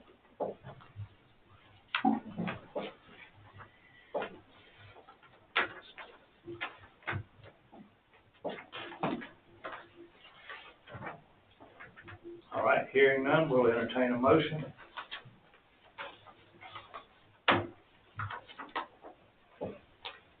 To set the 2025 millage rate.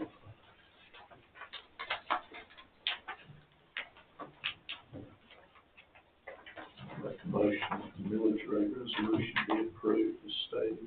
I have a motion by Commissioner Adams to approve as stated. Do we have a second? Second by Commissioner May.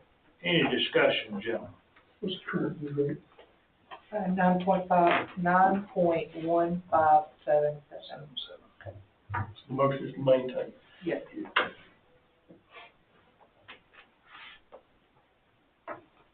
That's in the unincorporated there. Yes. And, yes, that's correct. Any other discussion? I would say that this has been, from the seat that I'm in, has been an exhausting process just to hear everything going on, and the staff should be commended on the effort and the work that has gone into keeping the millage rate where it's at, and us not having to increase the millage rate. There's a lot of folks agreeing that they can make adjustments in their departments to make things work. These have been trying times, financially. You know, the same inflation that hits everybody when they buy gas, buy groceries, pay their electric bill, that type thing impacts the county and the county government also. Commissioner Adams, I think we said it Friday best. It was recorded Friday, wasn't it? I want to look that up. I don't know if I can repeat it again, but we said it, this is not Madison County. This is not any particular county in Georgia. This is the United States. Everybody's facing these exact same inflationary rates. As I stated, I was in meetings last Wednesday and Thursday in Canton, Georgia, and the majority of every county represented there, which was 45 counties, were looking at an increase. I felt very proud to know that we were going to do our best to hold the millage rate without an increase, as we stated at the end of 24 last year, setting the 25 budget, that I felt that this would be the last year we would be able to roll anything back, as I commend this Board of Commissioners for doing the rollback for the previous 4 years.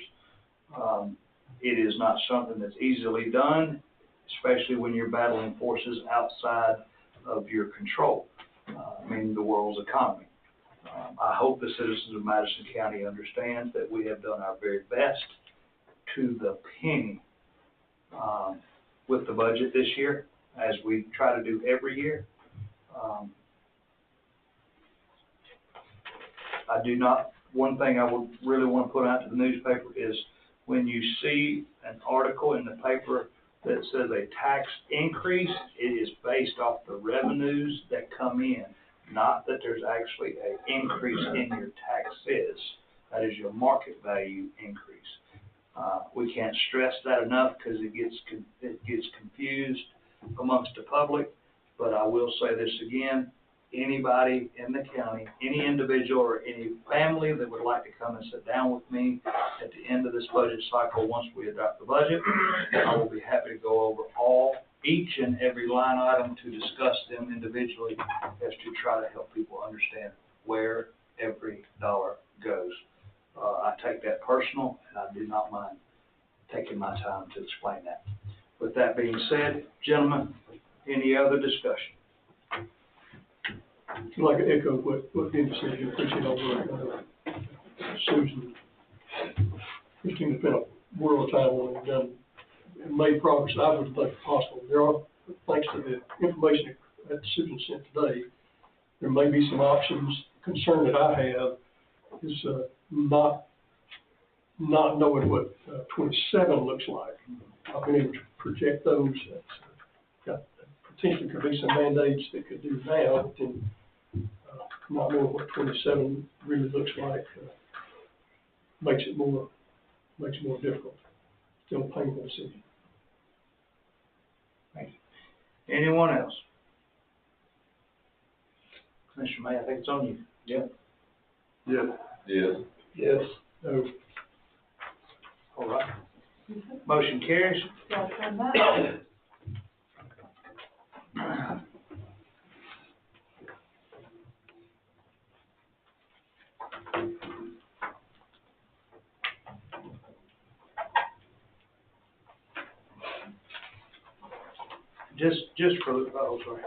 Just for the record, we have to have these in to the state on our budget by September 1st. Thank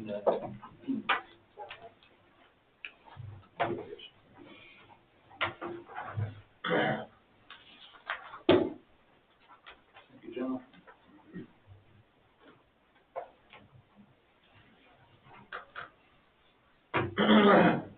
There's probably more work that Commissioner Dawson has to do after he gets this, so shout out to Tax Commissioner Dawson, because he has to do a lot to meet that deadline.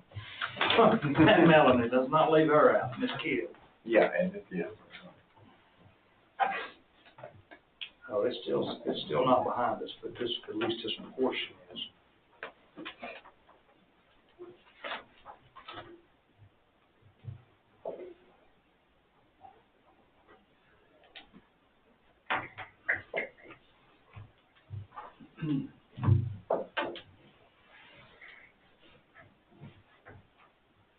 All right.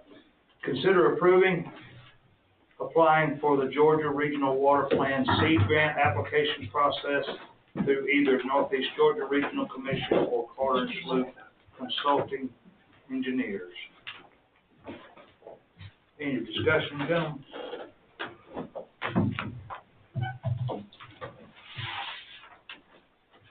Hearing none, I'll entertain a motion.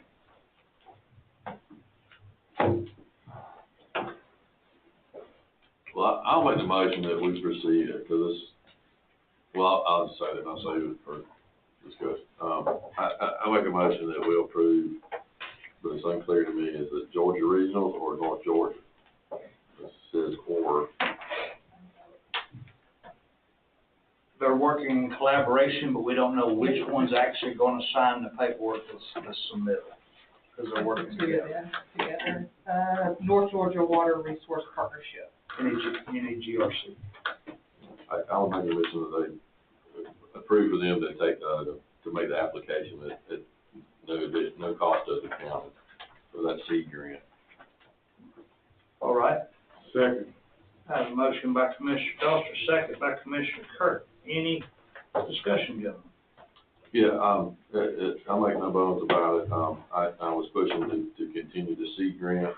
It's a grant that's produced by the state, for the regional water authorities, or regional water councils. I was pushing for Carter's Loop to move that forward because we weren't aware at the time of this other potential opportunity. The document here says, one the other. I think if we have a clear thumb on the effort of that grant, or the work that comes out of that grant, it's going to be a voluminous document that's not going to mean a lot to us personally. I think it's just going to be a big, broad thing for the whole Upper Geechee Savannah River Basin. So, I still feel like personal attention is needed. The report that Carter's Loop put together for us earlier this year, I was in full agreement with their understanding of our region, our basin. I think if anybody's just thinking that, we just don't go ahead and start planning for that we'll be in a lot of trouble. And I think those that are along the river, quite honestly, I think we have the water, so we don't need to share it with anybody.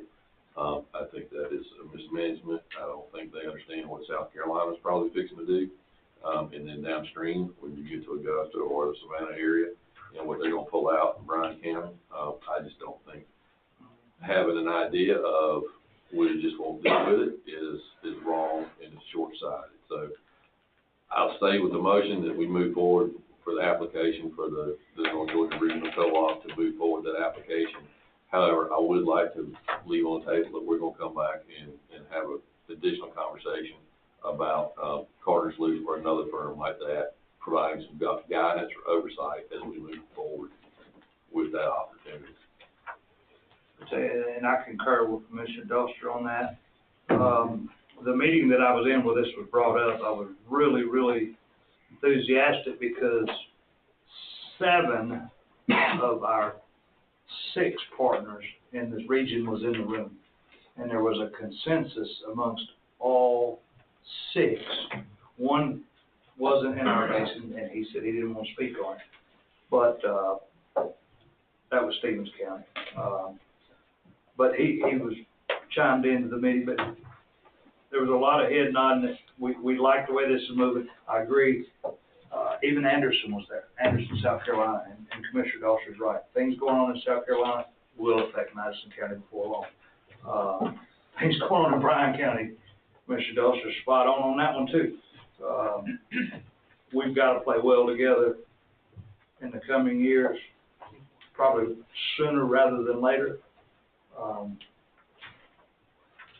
But I do think this is a good move because everybody's already at the table. I will tell you, I told them that we did just finish up our feasibility study, and I told them we could share a copy of that with the regional commission because they'll probably make some points about that using that study. We have it because it's the most recent done amongst any of the other counties. So, all right. Any other discussion? Commissioner Kirk, excuse me. Yes. Was there a second? Yeah, he said. Second. Or get approved, yes, go. Yes. Yeah. All right. At least I got down, Commissioner Kirk. Yeah, you got it. All right. Consider an agreement for business retention and support services with the Chamber of Commerce.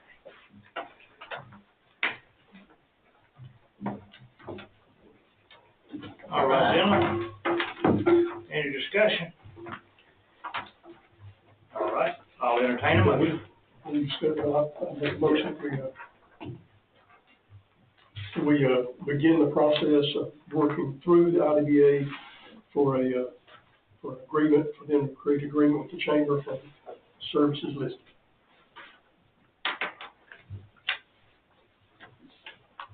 So some comments for discussion.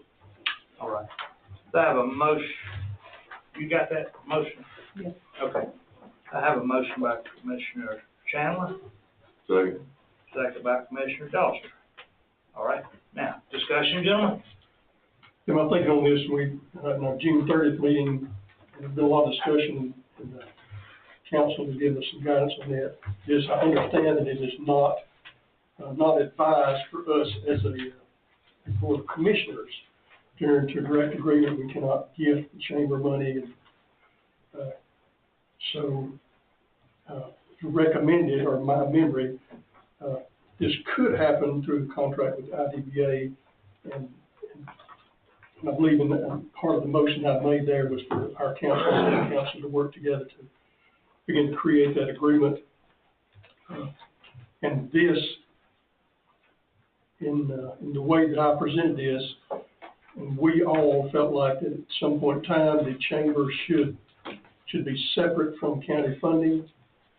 And this was to be a tool to allow a gradual step down over a 5-year period of time. At the end of that period of time, we expected that there would be no longer county funding for the chamber, but it would contractual agreement for services provided with the chamber. At that time, they'd be able to stand their own without those additional funds. All right. Is this motion for the contract that was submitted, for the August, is this for this contract amount? That was the amount that was roughly $25,000 initially. I don't remember what the step down numbers were. I'm just going off this page, 2025 BOC budget 15, chamber proposed contract is 25. You know, there was a step down, the amount was for 25 for the first year, and step down. Again, it would be routed through a contract with IDBA to the chamber. So how that would be appropriately done. So the motion's not to actually approve the contract, Yeah. to continue discussion with the IDBA, I suppose.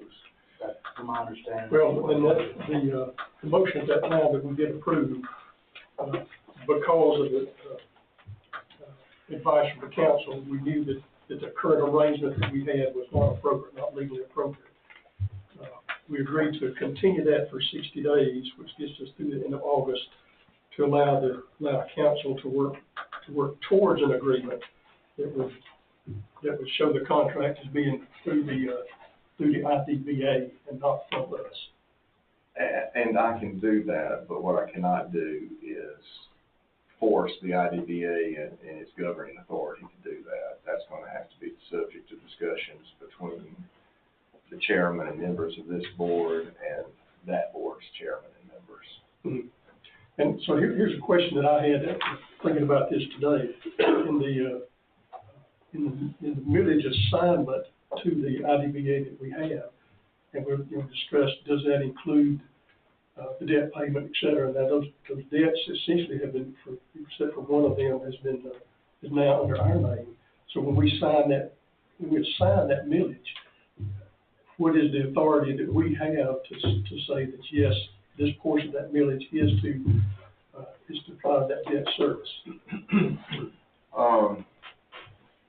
And I asked that question because in my mind this would be this parallel kind of activity.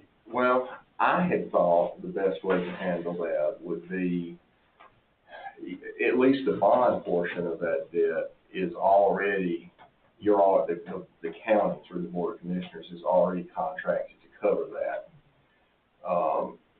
I thought the cleanest way to do that, I thought some people, you may know Susan, maybe you don't, that somehow, somewhere, somebody had checked with the creditors on those various debts, and they had all said it was fine for the county to pay it directly.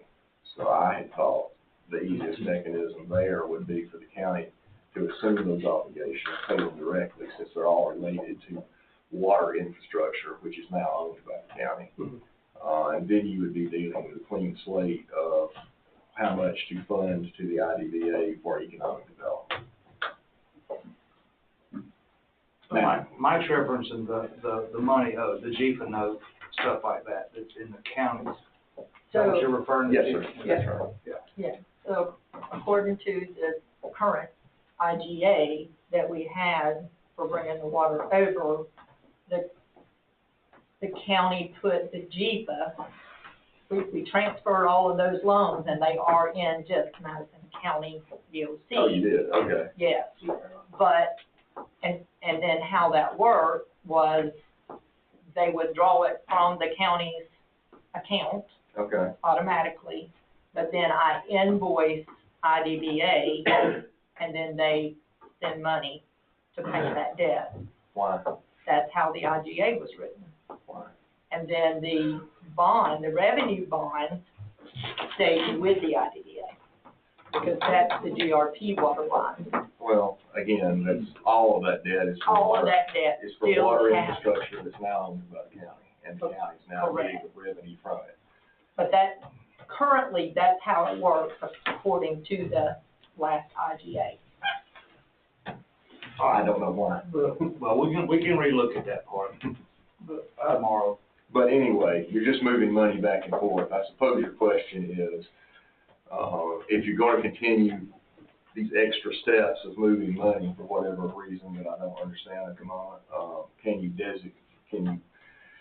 designate those funds? And I don't know of a reason you can't.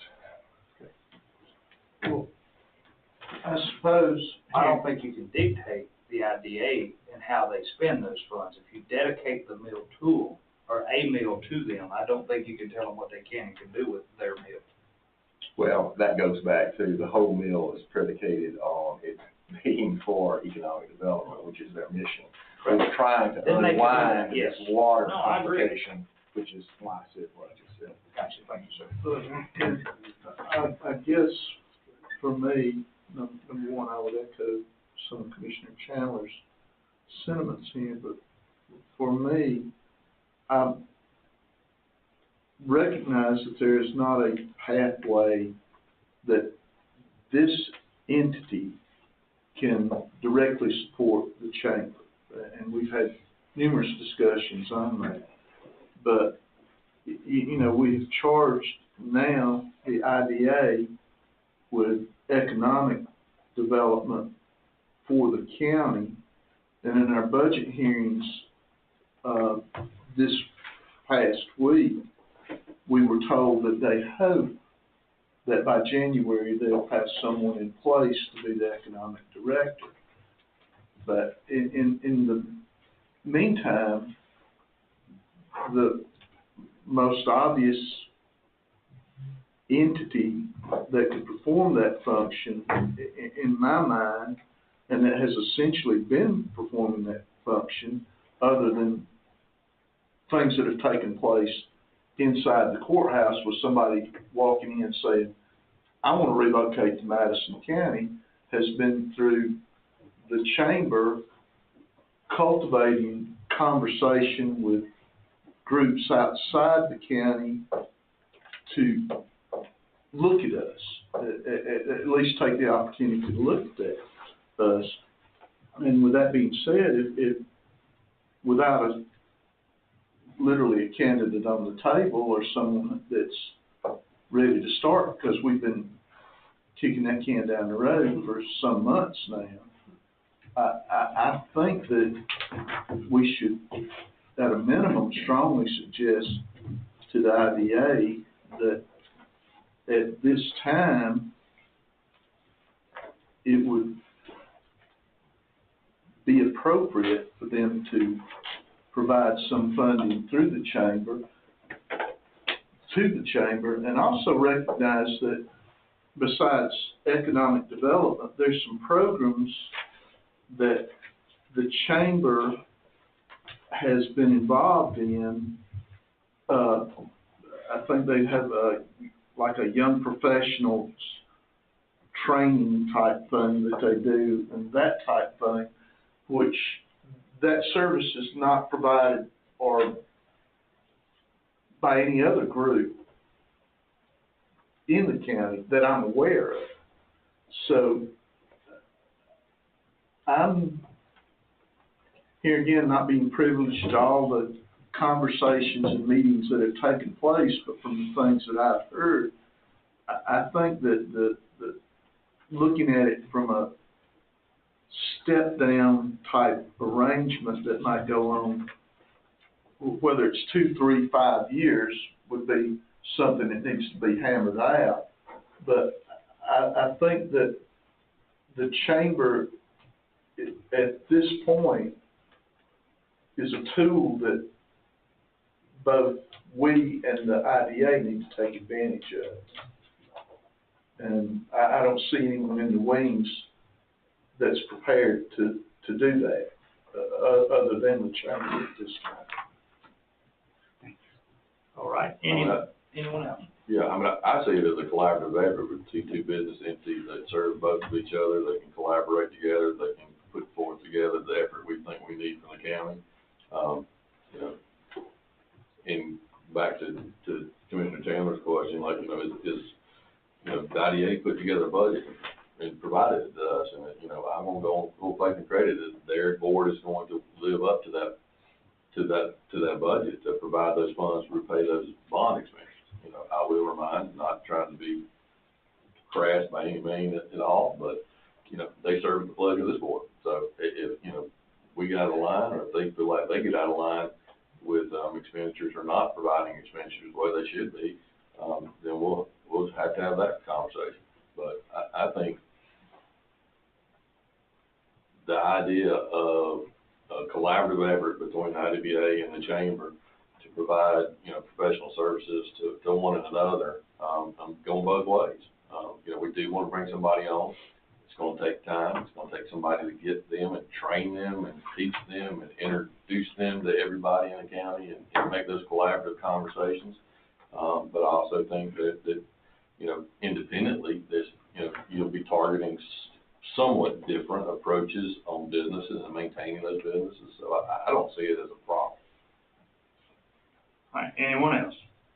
Well, I agree with what's said, and I'm not gonna be long, but, you know, the original premise on a lot of the stuff when we discussed it, was that we'd already have this person sort of in place with IBDA, and so like it's been already pointed out, we don't have that person. So I feel like that, you know, it's like everyone's saying that to have somebody in there to fill that role, the chamber, been doing it. So I think it would be good if we figure out a way to do that. So I don't know exactly how we accomplish that. I'm sure there's somebody smarter than me that can figure that out. All right, any other discussion? I thought the IDA had somebody lined up for that position. They got one, or Ben said he was, oh, that's right, y'all weren't. Ben said that they got one that they're want to, or he's 99.9% sure will be on the clock January 1. That's what he was talking about Friday. I think it was Friday. I don't even know what day it was now. It's Friday. But either way, I understand completely. So the language of that motion need to be as part of the millage assignment from for the IDBA, that we define a certain amount of those funds to be used to contract these services from the chamber. That'd be the best way to state that. I don't know if that's enforceable, and It seems like even if we're all on the same team here, trying to pull in the same direction. even if that's enforceable, they could choose just not to use those funds. We just need to have a conversation with them. That's the main thing. Let's just see if we can sit down and have a conversation with them. Which we have a little bit of time, not much time, because Christina, if I'm correct, we are paid up through September 31st. End of September. So we've got 1 month to secure that moving forward. So we need to do it a little quicker than. Do you need a motion to ratify payment? Are you talking about paying the chamber? Yeah. We did, Or the last motion was just through August? June, July, and August. Yeah. Only through August. Yes, through August, correct. Yeah. I think we took the payment, paid them through the third quarter Yeah, I think we went ahead and fulfilled that whole. Yeah. Yes, that's correct. Okay. Don't you need the board to approve that? Yes, they went ahead and paid through the quarter, because that is how they typically have done it in the past, is paying back quarters. That was not a request from us, that was That's just correct. what was done. That's right. That was what was told was going to take place, yes. All right, no worries. Okay. So I have a motion and a second. If there's no other, The motion on the table is to reject or not approve the contract for next year. Is that my understanding? And then I'm understanding possibly we need a separate action item to ratify the payment to the end of the quarter, which has already been made, to make that a binding document. You don't have to reject it in something that you're not accepting. We'll still have to terminate the current contract if they do it that way. That's a good point too. I don't know if you wanna wait to do that action until we get the IDA. I think you don't want to approve this until you got a second one ready to go. You just don't do anything, no motion, no nothing. And then you have to take the next 30 days to come up with an agreement between the IDBA with the consent of the board, which is already pretty well given, as to how they would like to move, and then formulate that contract so then this one don't get approved, the new one does, with verbiage from here in it. Christina raises a good point. That means the motion to continue funding through August was really superfluous because this contract hasn't been canceled yet anyway. Good point. So no action on Would that it. be, then, let me ask this, and that may be a moot point. What is the actual date on this contract? The original agreement, March 16th, 2020. but we paid the third quarter of this year. Is this contract Unless through terminated, this year? yes, sir. Unless terminated early with 90 days notice, it goes through December 31st of 2030. If I may throw a question at, and this is not a mic question, this is a board question here. If this contract is in place until the end of this calendar year, which is what we work off of, then why not just leave it in effect? And that gives us 90 days, per se, to hammer out with the IDA what this board's wishes are. And I understand that legally, we're already out of bounds anyway. Well, hey, no, I'll shut up. No, You didn't ask me a question. Yeah, no, that's. If you want to ask me something, I'll answer it. I won't if you don't. No, I'm not asking that. I mean, this is discussion between board members and. Right now, it stands as it sits. We're going through 2030 as of today. And that's completely fine if you want to buy yourself time, because we never voted to annul the current contract. So right now, we act like nothing ever happened. But what we do need to decide is if you're going to move forward with this, we do need to make sure that the finance knows, because that line item has to go in the budget. It's not in the budget, based on what I was given earlier. But our part of that would be $15,000. That's what the current contract That's what says. the current The contract. new contract that proposed is for 25. Yeah, but that. We ain't out of the old one yet. That's shared IDA with that. No. No. In 2025 budget, the county allocated 15,000. The county. The This- county, This group did. this group. The IDBA had their own amount. It was a different amount. I don't remember exactly what it was, but it's in the contract, but. 20. And my understanding is they have stopped. They gave notice and stopped. Is that correct? That's my understanding. That was my I understanding. don't know.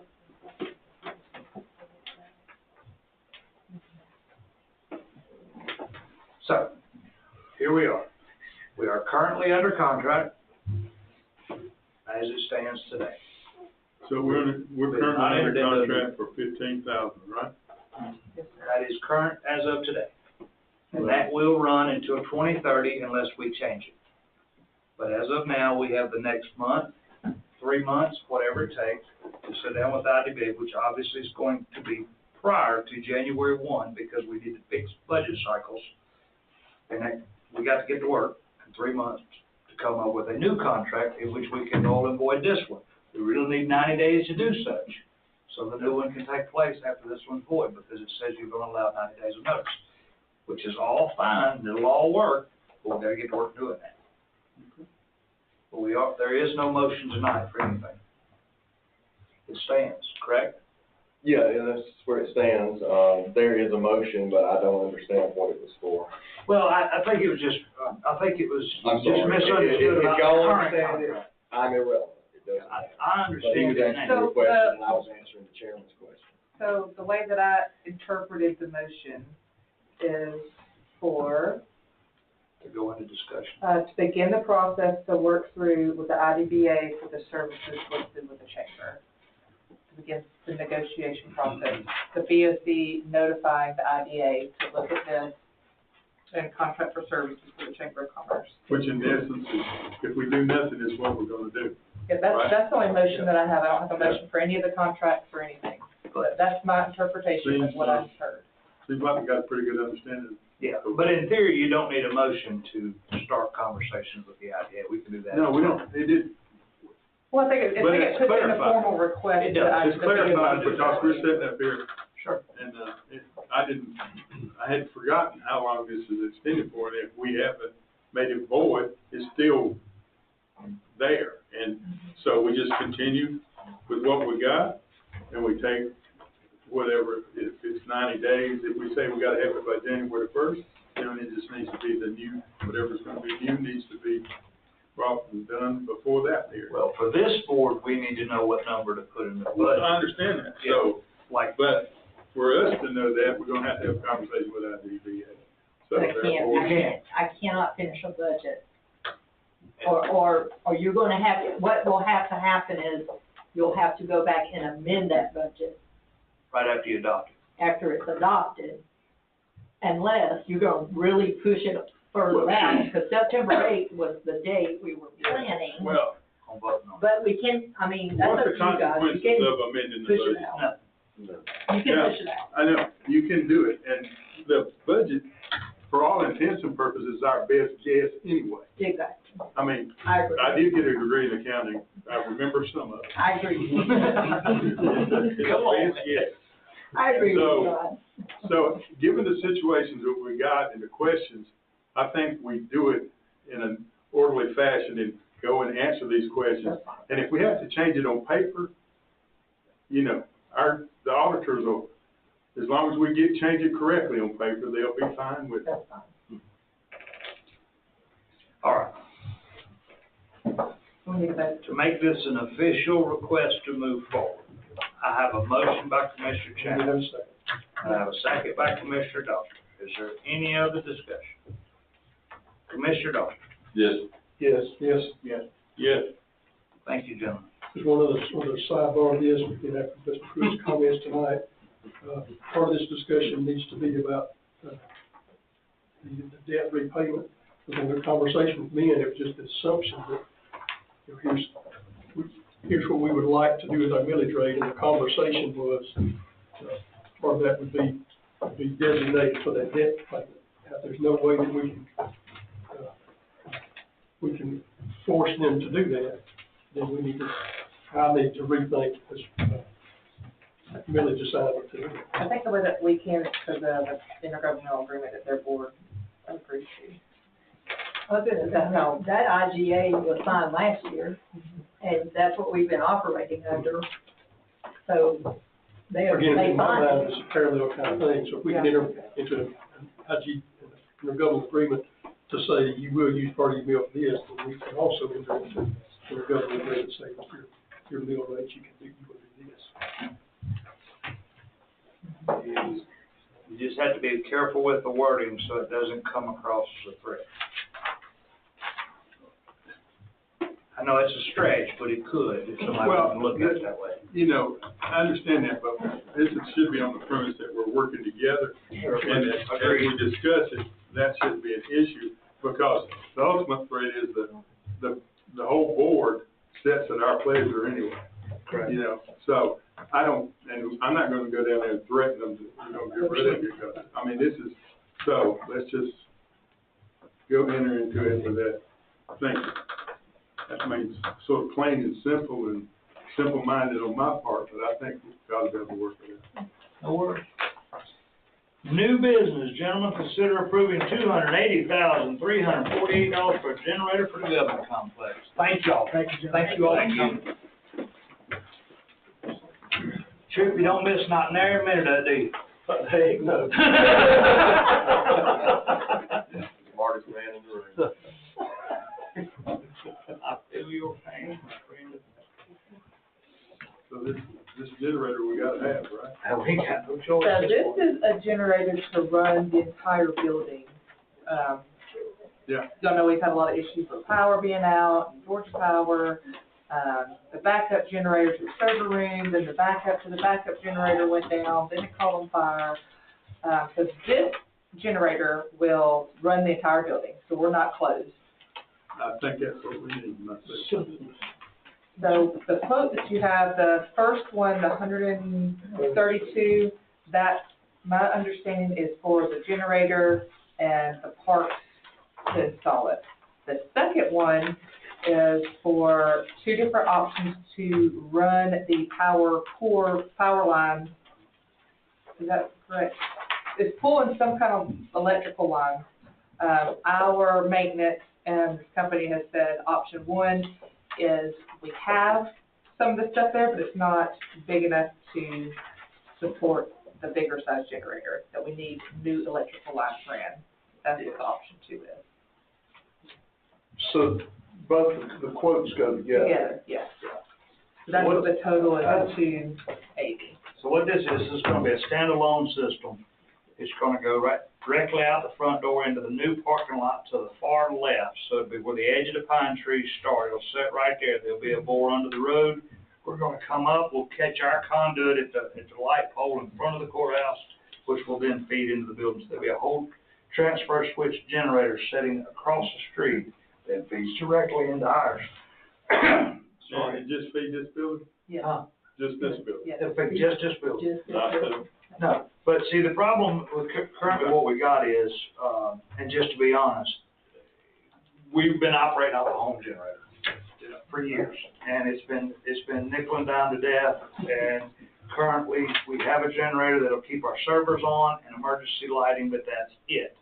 So, we had already planned to go with this bigger generator, and we was hoping we were gonna get some, reimbursement funds through FEMA, and that's why we've been lagging for the past 8 months on pulling the trigger on this, because we thought FEMA was gonna fund the biggest portion of it. Well, now FEMA has decided, they've got other priorities. So now the ball is back in our court, but the need has not changed. So we applied for our EMA director applied for a FEMA grant with several items in that grant. GEMA helped applying for that grant.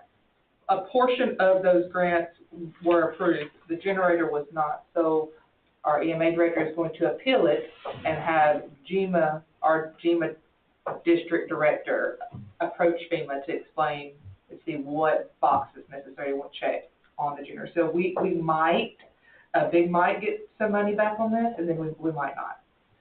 Yeah, one of the caveats that the reason they dropped us on the generator was because of the kilowatts that we had versus the kilowatts we were requesting.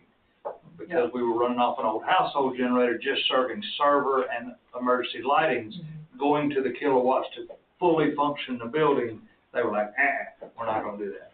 So, we think that we can get a partial reimbursement, plus I have calls in to Georgia Power about helping with some of the reimbursement, which I do not know if we'll get that yet. But if we do, then this number will come down. But as of right now, this is the top dollar that we need to request.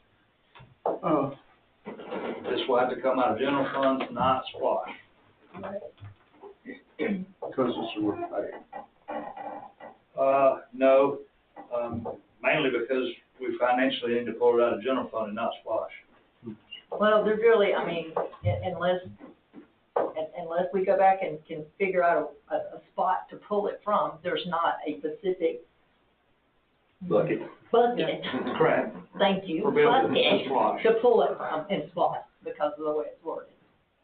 It would have had to be listed under building maintenance and a splash line item, and I don't think there was one present when they done it 6 years Yeah, ago. we wouldn't have used the word maintenance anyway. Exactly. so, You yeah. wouldn't have, because they would have disqualified you for usage. Exactly. Right. Upgrade.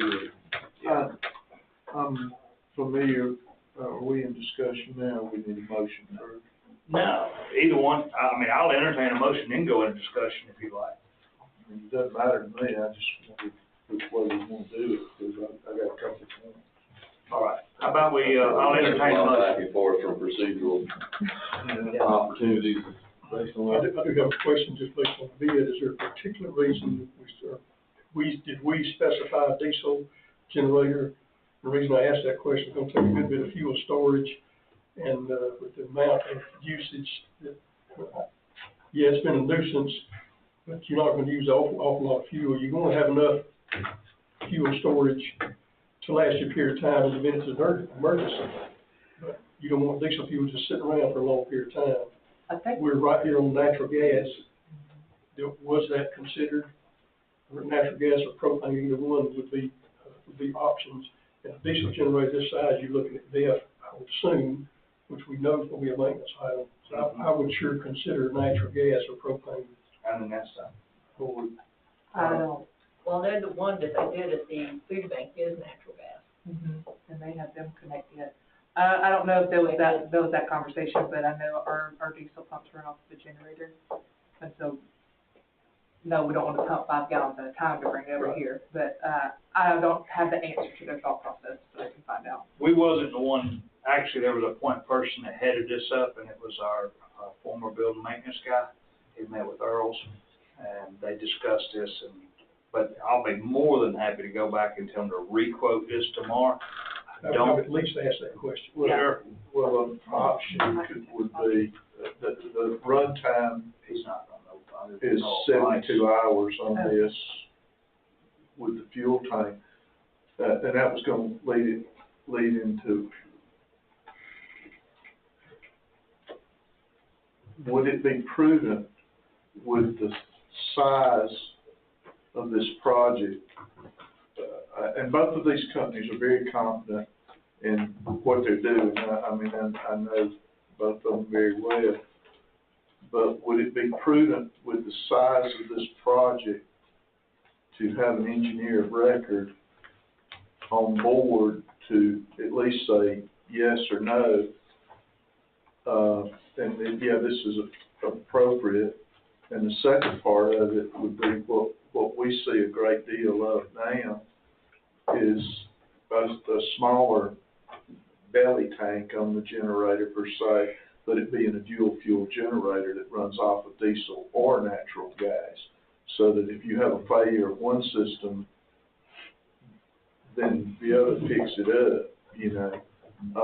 And with that being said, as part of this conversation, do we need to get Georgia Power in here to talk to them about a redundant feed for this building, where essentially you come from 2 different directions, so that if one side fails, then the other side picks it up. I mean, yes, this needs to be done. I mean, I think we talked about this before, didn't we, say something about contacting Georgia Power? We have, and I've seen the drawings. They drew up a set of drawings to put into manual switches that'll keep this end of town on, and not just the south end of town. The plans has gone, the engineers drawn up the plans, and then they were gonna run the plans up the pole, and they were supposed to let me know when they were gonna start, but they did want to put in the manual switches. Only problem is they are manual switches. So somebody still got to come out and make the transfer at both ends of the line, whether it be at the end of Crawford W. Long, and then the other one is going to be right here at the end of Madison Street. Drawings is drawn, waiting on Georgia Power at this point. The problem we sort of kind of been having is we're dropping a phase, we're not dropping all phases. And that's what's burning our stuff up more than anything, is we have legs. One leg will serve one portion of this building, the other leg serves the other portion of the building. So you're attempting to operate off a low voltage. Correct, and that's what burns everything. There you go. We're not three phase. We are three We are phase, three-phase.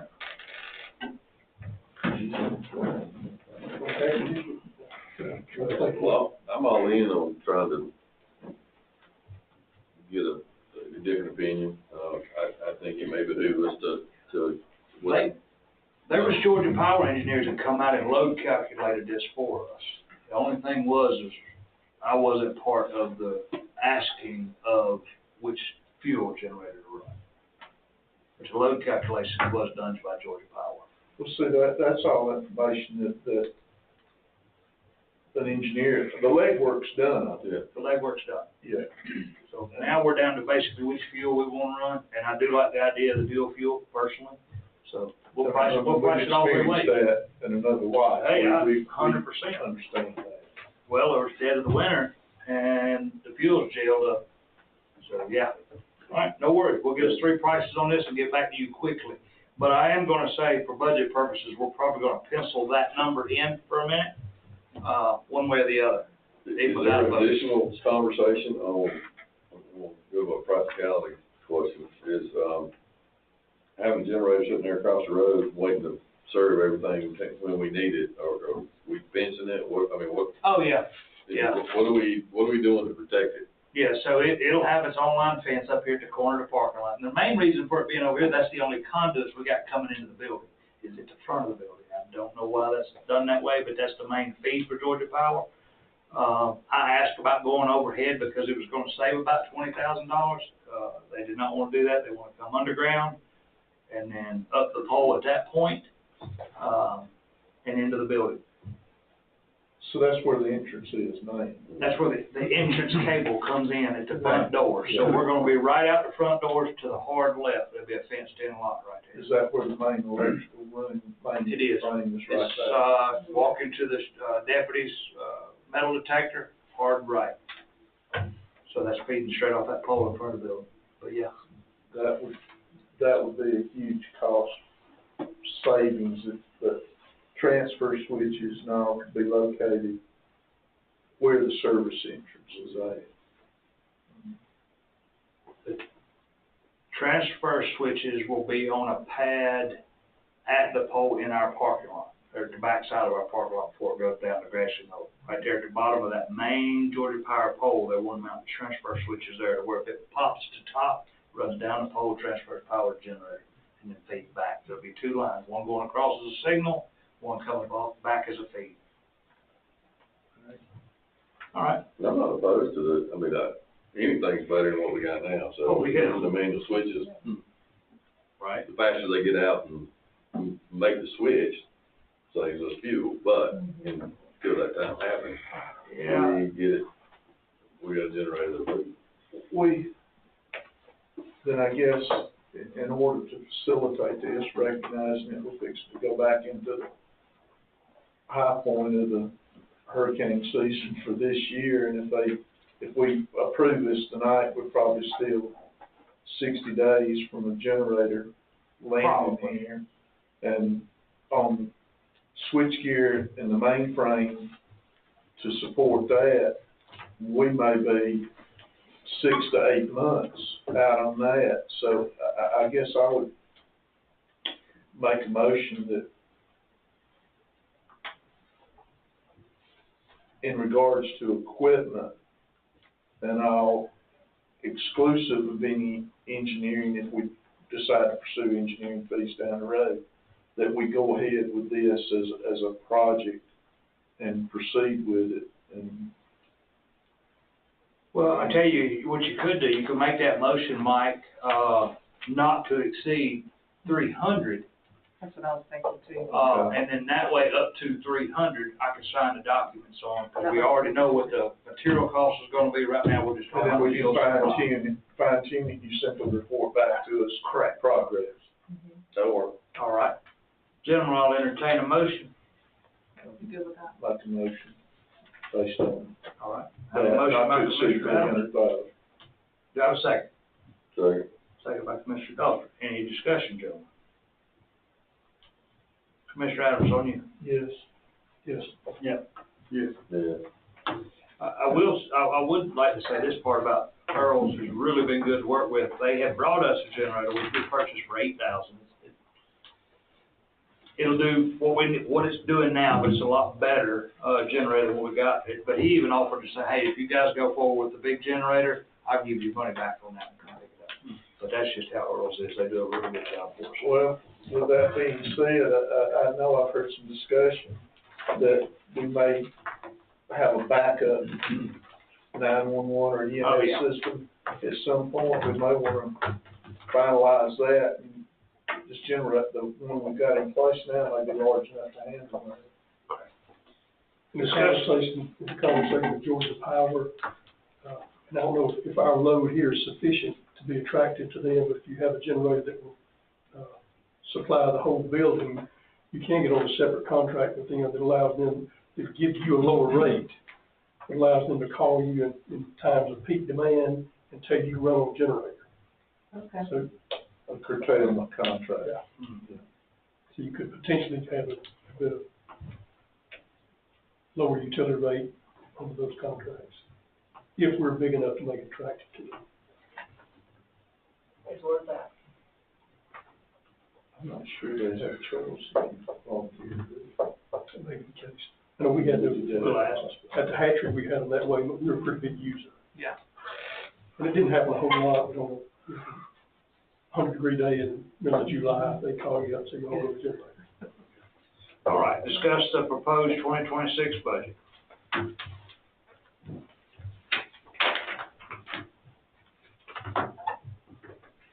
This will be our last discussion of the budget before you get a finalized budget September the 8th.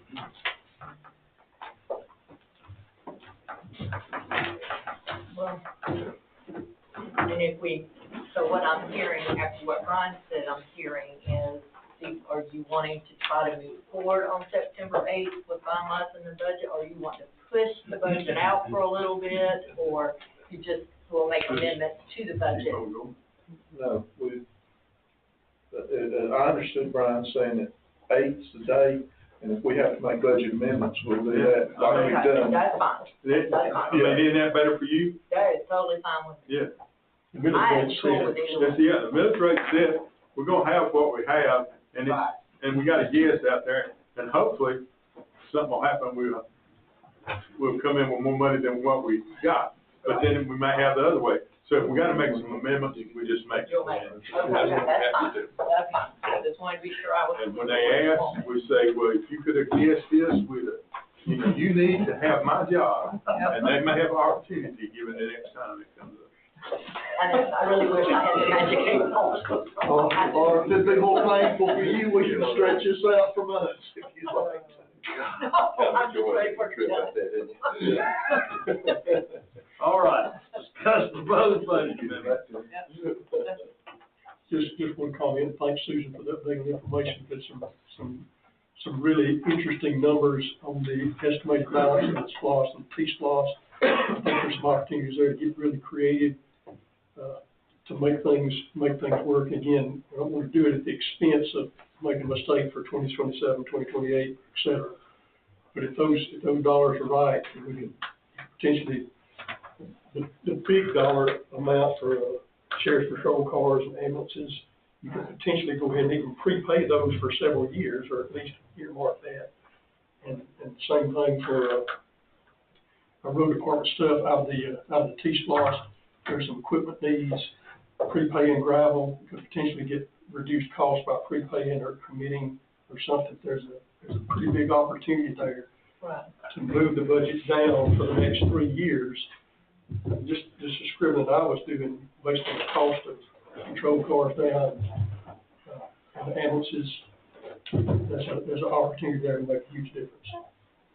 Does that T-SPOS number, does it have this fall's contract? Probably not. Or been Probably not, because nobody's gave that to me, because I took just hard my numbers that I had. So what is your contract amount? There's been a minute since we awarded that. Yeah, I will recall, yeah. So that number will come back. Yes. Yeah. But even, Anyway, but even the splash number's a little But misleading, that- though, you. Yeah, and I only figured that through the end of this year. Yeah. For him, so Well, the we still splosh have. ends this year, Slot the in, current splosh does. Yes. the current slot will end, June 26th. Okay.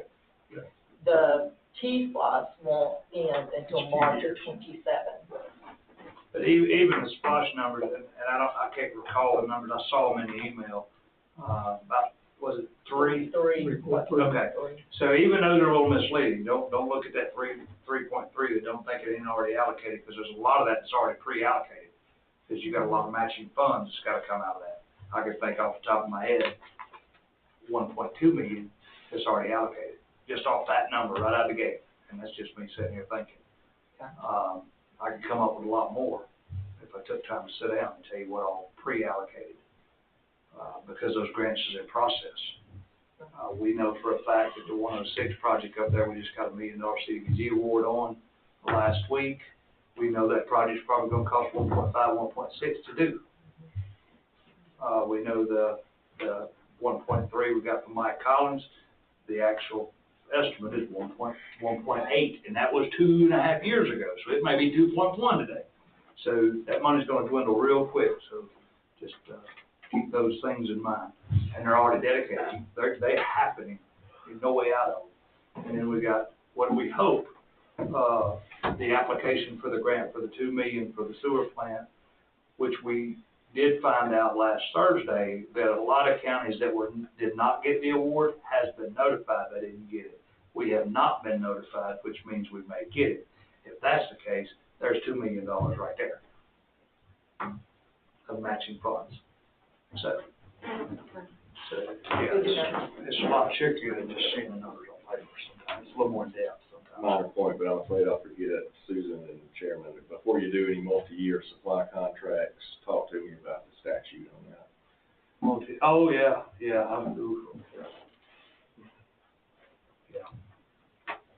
The way the inflationary rates right now, I don't know that anybody will really enter into much of one. That's a good point, Jay. Because the inflation's outrunning anything they had ever done, it all got buried. And then if it drops, which they're talking about rates cutting, next month, I think rates may cut.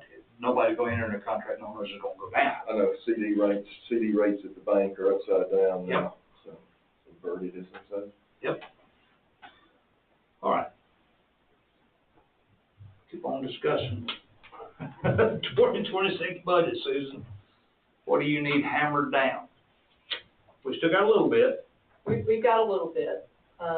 Decisions, well, I guess tonight, the DA, request is. So how much dollars is that per employee per year difference? Well, I can tell you bottom line, the difference is gonna be just under 60,000 For 2 employees? for the 2 employees. Now, how to divide it up, I don't know, because I didn't go dollar to dollar, because they don't make the same, but based on the number that they submitted to us, that I put in here and used, it's about 59,000. Yeah, they've submitted 85, but that's with just a normal increase plus. Well, they submitted 170, Yeah. 177, 175. Yeah, but it's an 85 Currently- over what they've been requesting. Switch out in your comments. Yeah, and I get that, but what you have to remember is, with the county employee, you have the salary, you have taxes, you have the unemployment, Mhm. you have the pension, you have the work comp, you have their health benefits, and their life insurance. So there's a lot in there. So when I had looked at currently at your thing, going on 3%, Yeah. looking at all those numbers versus what they're asking for, it's about 59,000 Okay. All right, that makes sense. That's the difference. 59, Yeah. or So it's that's the 30,000 difference. per employee. When you do the ads, Yeah. subtract. When I drove it up this way, it's gonna be 59,000 to this budget that we have not supported before. Now, I'm worried about that request, just to be honest. I ain't said nothing about it in the emails. hoping somebody else will pick up on it so I don't have to see anything in the emails. You know, just talking about budget emails. If we do this, if for some reason we do this, it's gonna upset a massive apple cart. Because some of those guys at the sheriff's office that chose to stay at the sheriff's office that didn't wanna go to the DA's office, all of a sudden now, they're making twice what the sheriff's office is making, and they chose to go there. Yeah, but we're also the only county out of our whole circuit since 2016 when this law came into effect that hadn't done it. Correct. But we're also a circuit that we're funding 2 employees. So is everybody else though. No, everybody else is funding 1. Well, Our Nova splits 1. Well, maybe it needs to be renegotiated, I don't know. I don't know. Yeah. But I'm just saying that we gotta be careful when we start saying, I'm just trying to make their salaries the same as everybody else's in my office's salaries. That terminology Well, causes problems across the board. I may have misunderstood, but I thought Elbert had 2, and for Oglethorpe and Hart had 2. They split 1, and then Franklin has 2. I wrote it down. Yeah, Elmer's got 2. But I guess their Elbert funding also, comes. they have some kind of grant Yeah. that they're able to use to help them pay for that. I guess So what, my question to you would be, because I didn't listen, you were talking about that, so with the public defender's contract, it's divided amongst all 5 counties, and it's an annual contract that comes down, and honestly, it was reduced this year for us compared to what we paid for 25. Right, because our caseload shifted. It shifted. So with that being said, is that the type of contract that really needs to happen with the DA's office? Is it something more along that line instead of Yes, just that's, talking about funding 2 employees? That would be ideal. yes, that's, Well, and I thought that's what I picked up on you Yeah. saying, and so that's why I was like, so do we need to look at that before we decide on this? I'm not management. Well, I I'm get just reminded asking of that because, once in a you while, know, but that makes sense to me. Okay. If I'm permitted to say so. so how long do you think it would take to come up with something like that? I mean, would we be wise? Well, to then you gotta push the budget get out all the other a little counties to buy into that same deal. Yeah, what I wrote down was Elbert 2, Madison County 2, Franklin County 1, and Hart and Oglethorpe splits 1. That's how I wrote it down, but I may be wrong. But you gotta get everybody, if everybody goes to that universal contract, where we all do the same kind of divisions, they all gotta see the same way. Now, there's one point in time, we paid for an employee that actually worked in Hart County. You're probably looking at, Hart County employee worked in Madison County. July 1 start date if you shift to that model, because those, I know that the Public Defenders Council contract is on the state fiscal year of July 1 to June 30. So, Well, and DA works that way too. and the DA, I would think, works that way too, so yeah, if you wanted to do this before next, probably realistically, you're looking at implementing something based on caseload similar to a public defender effective July 1 next year, and doing something short-term in the interim. Now, if I look back over this schedule, am I seeing that, I'm just taking raw math, 82,000 divided in 2, 41,000 in wages regular. If you go, you're gonna go to $70,000 and $80,000 a piece for these 2 people? Well, you gotta You're gonna add understand, 30,000 a piece to them? it's more than just salary then, okay? No, I'm just in the wages. I ain't even down here in the rest of it. Well, because they took it out of the other. That top line includes That top line, insurance and. yeah. See how The it requested line, I didn't even know you notice underneath the 176 is all zero. I get it, I get it. What I'm saying, in 2025 approved is 82,472. Yeah. Yeah, If I take 82,472 and divide it by 2, yeah, I got 41,200. yeah. I take 41,200 and add it back to 30,000 each, because you said it's roughly $60,000. That's gonna be 71,200 per person in wages, I don't, not including all the other benefits. Not the other benefits, but yeah, there is other benefits. No, because, because. Not reading it right. Yeah, no. Okay, no, all right, I'll just withdraw my That, statement. yeah, that math, no, no. because you're taking two different formulas on two different base numbers and your. So what are you gonna roughly have in two employees per year salary? Roughly. She didn't leave her. Leave out insurance, leave out, If they're not the same, but if I remember this correctly, there was another little sheet that she had. Yeah. And I'm thinking one of them was around 40-something, it may have been like 45. And then the other one would go to something like 52 or 53, I think is what I remember seeing on her sheet. Because one of them has more time there than the other. yeah, Tracy probably does. But the bottom line for us is a $60,000 increase on what we're currently Yeah. spending. So what are the 59. negatives? Three would be the total. And I get the dollar conversation, I'm gonna play devil's advocate for a minute and ask questions.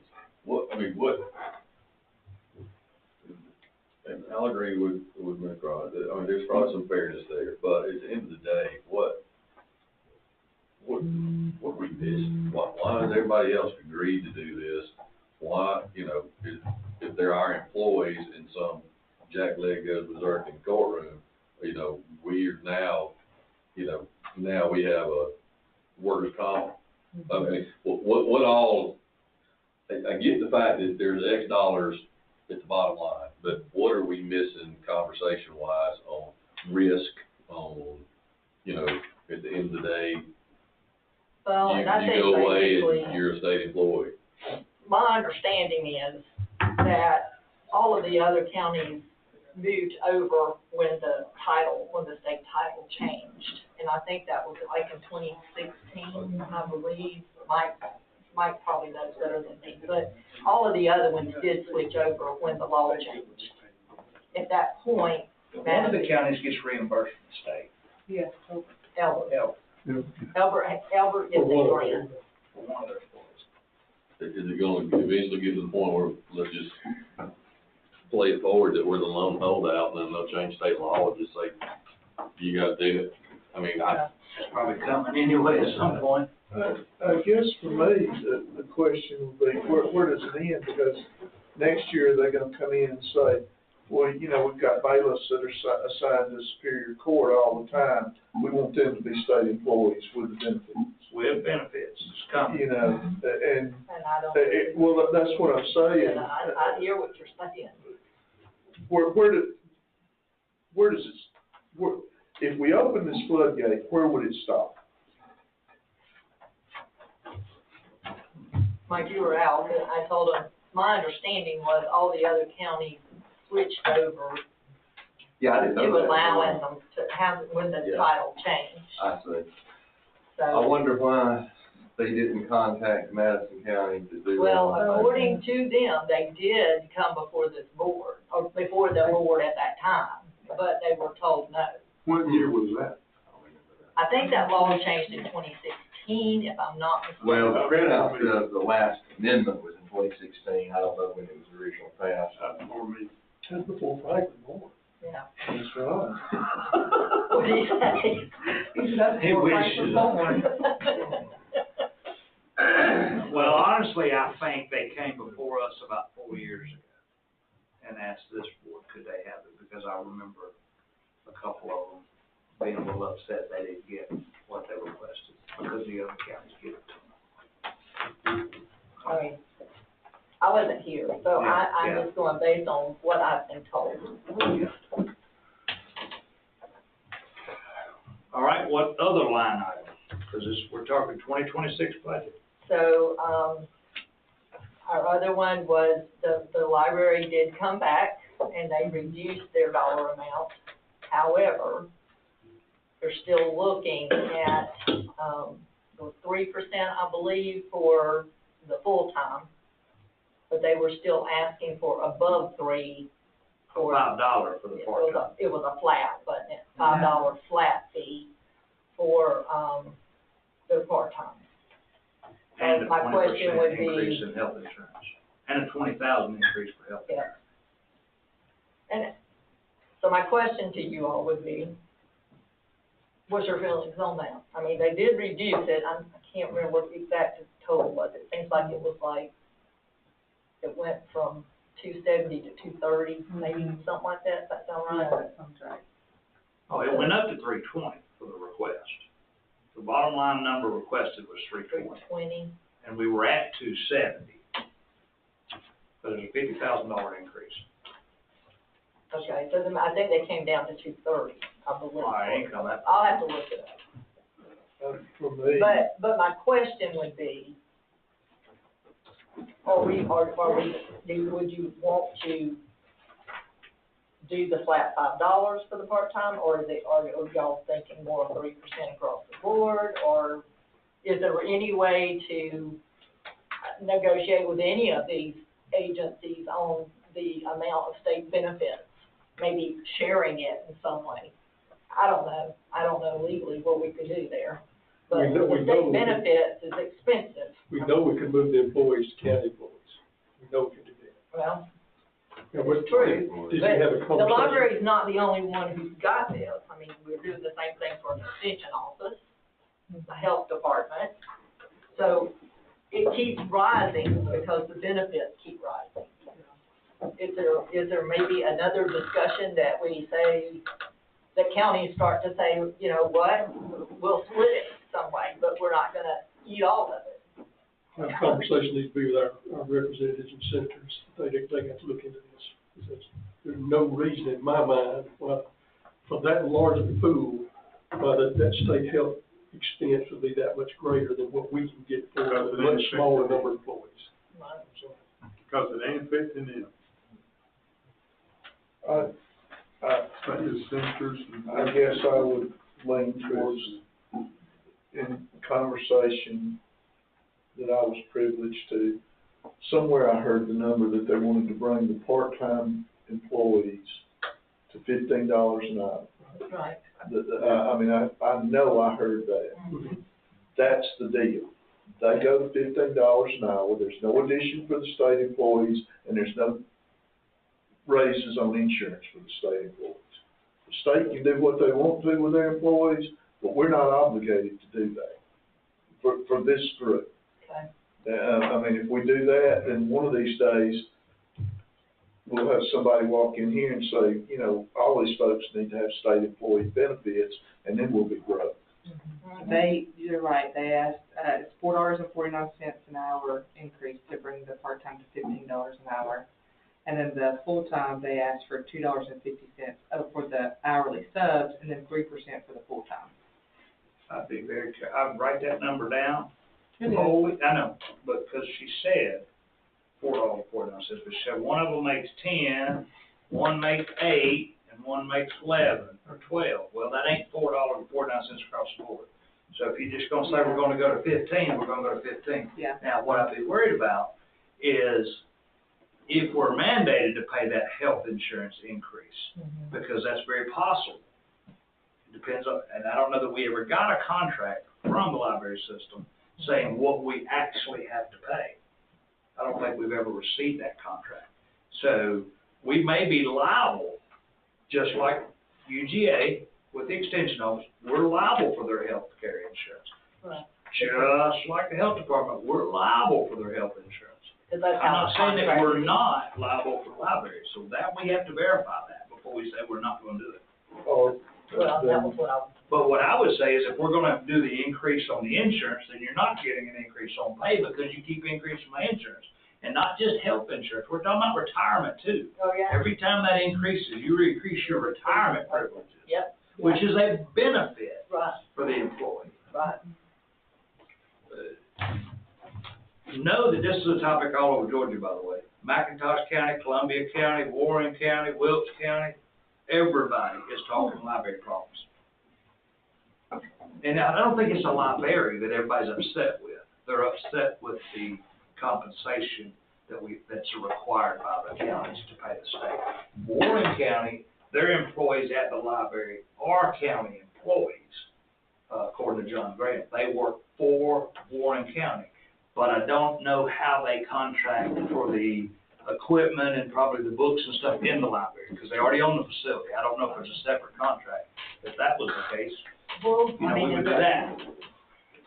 Is I don't that know. something that we want to look at before we finalize the budget? I mean, I don't know. I mean, I don't think I don't think we have the I don't time. We think got we have it the done. time. And when you start talking about, it's gonna take some time, because if you start making all these changes, then it comes down, who's gonna manage this and do the parts of it, and we got staff now that, I mean, we ain't got enough folks to do all the stuff we need to do now. I can see it, you know, it's just, And for budget purposes, I'd concede it to the 230 that they came back and proposed, and somehow we specified that for the $5 to get all of the part-time to 15. I thought you found the sheet. And where the rest of it falls, but, you know, if they would come down to the 230, for our budget, if we need to amend it, we can do something. It's 321 is what they originally proposed for 321, all right, what was the I can't, revised one? It was 280. maybe 278. 288 was for 2025. 321 is for 2026. 2025, we approved like 288. But, but they actually came back, whatever, They didn't lower it below what they already got, I can guarantee you. well, I'm sure they didn't either. we'll have to have a reckoning with the state. Well, you know, even ACCG, when I explained how our library is set up and how we pay this and they pay that, and then they're employed by them, even they said, to be honest, it sounded very convoluted and don't know why it's that way, but they actually laughed. Well, As I recall, there's a state, it's a quasi-state agency that puts out a model contract, it's not, they don't actually have a contract with the county, they put out a model bylaws for the individual county library boards, and I think that drives a lot of confusion. Maybe. All right, what other topics while they're looking at that one? The big thing I've got is the outside agencies, and then as far as Advantage and, ESP, are we going with what they requested except for opioid funds? One request, let's see, Advantage was 13 something today. Yeah. And the other one's 25,000. so you don't have them already in there? It is already in there. Oh, okay. It is in there. I don't just think wanna either make one of those are increased. Neither one of those are They, asking for they an did not increase. increase. They pretty much remain the normally same do not. across the Yeah. board every year. Let's see. What we don't know is if those can come out of opioid funds. No, they can't come out of This it. can. No, they can't. The The other, bus thing was. Yeah, they're asking for an additional They're asking for That's- and if But it we don't works have out, an it answer works on out, that, you know. so. It is something that we have, I mean, I know Bobby has had lots of discussion, he's trying to figure something out, but we just can't find a legal way. I mean, we could sit here and say, I mean, if it comes out, we can use the opioid funds for that, and they can do that with the bus, that's great. Oh, yeah. It ain't costing us, and we're scrimping by, you know. I'd lot rather have it for that than pamphlets, which are. Oh, yeah, I would too. I wouldn't spend. I'd rather have something where they out amongst the folks and doing that and all that other stuff and paper and stuff.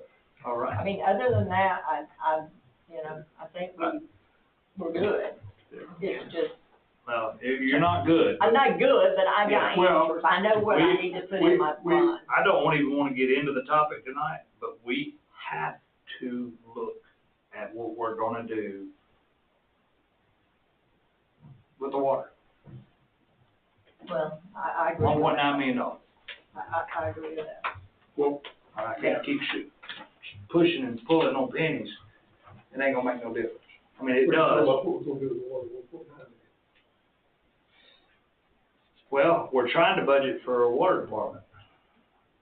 But when we put the budget together, we anticipated part of that meal that was going to the IDBA to follow the water department back over, because really that meal was the only thing that was, it was primarily floating the water department. So when we took the water department back, we thought a portion of that meal was gonna come back with it.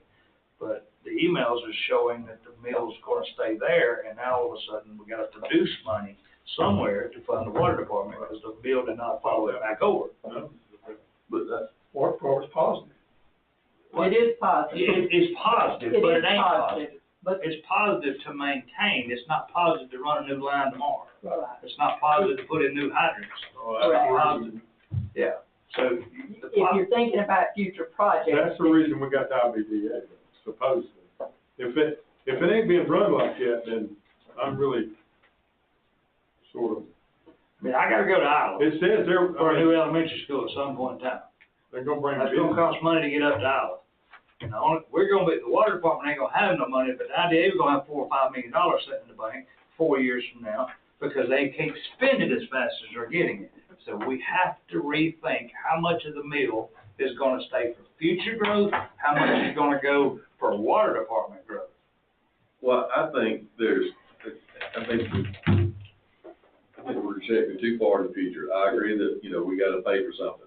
I think having the mill at the IBA today with the budget they face, that gives them some operating funds, you gotta spend a little bit of money to make some money.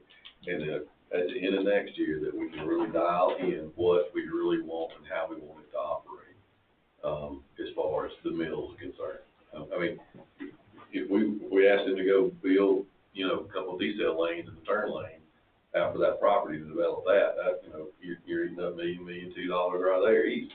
And so it's, What you put there better be something that's worth.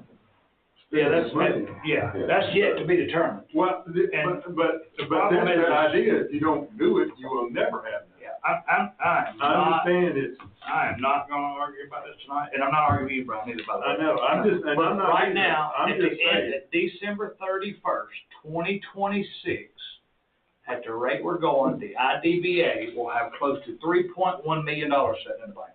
You can't spend $3.1 million on that industrial park unless you put a Dubai Taj Mahal in it. There's no way. It's only 77 acres. There's no way you can spend that kind of money. They got 1.7 in the bank. One mill is going to generate 1.4, 3.1, while crippling the water department and cutting all other departments to the bare bone in order for the water department, in order for the IDBA to have 3.1. That don't make no sense. I know, but I wasn't exactly for all the way we're doing the water department to start off with anyway. And so now you make them rethink this whole thing after we've done it now, Todd, and I thought. The water department coming over was the best move ever. I'm just being facetious. You're right. But you gotta have money to operate the water department. And we brought it over, we laterally should have brought part of the mill with us next year, not this year, because they got money. Why didn't we make that clear to start off with? Well, I think everybody, or at least everybody in the office was under the impression that if it costs $1 million to run, we're gonna bring $1 million with us. Well, but that's an issue because, I can't do all the math for you. I mean, this board has to make math decisions. well, then why don't we give an operating budget, the revenues of 2.87 and an expense sheet that says it's 1.8? So I understand that growing both departments, both entities is gonna take probably a longer conversation, but the idea of robbing Peter to pay Paul, government's been doing that forever. So I think with our relationship that we continue to build, what's gonna happen, and I'm not saying that we can't adjust some things as we go. I think, moving a water line from one side of the county, that is also part of economic development. I think there's conversations that can be had. I just, my point. I just don't see a capital expense sheet that says I need $2 million to run a water line. You see a $1.9 million for the water department right there on that piece of paper. But it's capital outlay. Additional capital. Oh, additional capital. Yeah. And some of their projects. If you take the revenue out of it, if you take your capital out of it, take your expenditures out of it, you have about $800,000, $900,000 left. That runs you about 3/4 of a mile worth of water line per year. You ain't going nowhere. And then you're gonna go back to the IDA and say, I know we left y'all pass with the economic development guys, but I really do gotta get that road down there tied in, get them 2 dead ends off. They said, well, you should have thought about that beforehand. That's what's gonna happen. I'm trying to use common sense, and we ain't making it at this point. We may get there, but we're not today. Well, there's another thing. We got potentially 4 more wells that's gotta come on. ballpark number of $300,000 apiece. But while we won't have no money in the water department, the IDA is gonna have a ton to sit on, because they can't spend it as fast as the development happens. Unless they're planning on building spec buildings, which I haven't heard a word about, you can't use $3.5 million on 77 acres. It's impossible. It's impossible. All right, so, again, that's just for discussion, 2026. I will not chime in one more word on the 2026 budget. I have said all I need to say. Now, road updates. Gentlemen, what you got in your department, in your area? I'm gonna write them down. Dennis, anything? Okay, anything going on? First on today, I forgot to call there at the intersection of Rogers Mill Road and Coley Davis Road. There's a dead pine tree that is lodged up that is going to fall on Rogers Mill Road. Got you, Coley Davis, Rogers Mill. All right, anything else? Cool. We had the email about, the road off, what you call it, goes down to Watson's Mill. I guess I talked not to to Watson's Mill, but, Glen Lake. the old, yeah, I talked to them, Yeah. they called me today, and I got that sent to the road department today. yeah. Thanks, buddy. Derek will go out there and take a look at it. I appreciate it. You got anything in your area? I sent Alan Derrick an email on, Arnold's Bottom. There's stuff in the ditch. I'm not saying the whole ditch line needs to be pulled, it's just one or two guys with a truck riding down there and like get limbs and sticks out of the ditch, because what's happening is it's kind of creating a little dam that's shooting around, it's just eating up the road, so if they clean 10 spots up, it's just gonna flood. I went down to Big Alden the other day, and I've sent in an email about culvert pipe stopped up, the water running across it, it's cut the ditch on it. And then I also sent one in about at the end of, Big Alden and Culver Smithonia, a big massive pothole that's coming up there when you turn off the paper on it. That one's sent. We do have issues countywide, some general culverts stopped up. I'm talking about primarily driveway culverts. And they're everywhere. So the water comes out of the ditch, across front of the driveway, and maybe it goes back in the ditch, maybe it doesn't. For the past 3 months, we've literally had a culvert crew. There's 2 guys in a truck with the mini-X, and that's all they're doing, is stopping the culvert. But yeah, that's how far behind we was, we had to dedicate somebody to it. Statements, water updates. We need to, I saw a couple of segments where people put their mailboxes, actually are preventing, in cases of preventing the road scrape from getting down in the ditch at the culverts. So that's part of what's creating blockage. One specifically is on the racetrack road. That fellow, he says he has pipe. I don't think there's pipe in there. I think the USPS dictates how far off the edge of the road the mailbox has to go. This one is just outside the culvert, and it's in the right of way. And there's no way that you can keep the ditch in the ditch line where his mailbox is. Seems like it's 36 inches to the front of the box, but I may be wrong. But all right, what's the racetrack road? Yeah. Any roughly address? I'll just go around racetrack culvert, Melville. It's fairly new house, small house, got swimming pool behind it. So Oh, yeah. And out in the big field on the back side, we're looking at the back of it when you come down 29. Pretty little place too. There's no pipe there. If it is, it's only about that big. I know what you're talking about. Little house, big pool in the backyard. Hey, priorities is right. All right, statements, remarks from citizens. Water update's been scratched. And we did that, gentlemen, just because they were here in front of us Friday. I have something. Sure, come on. Thank you.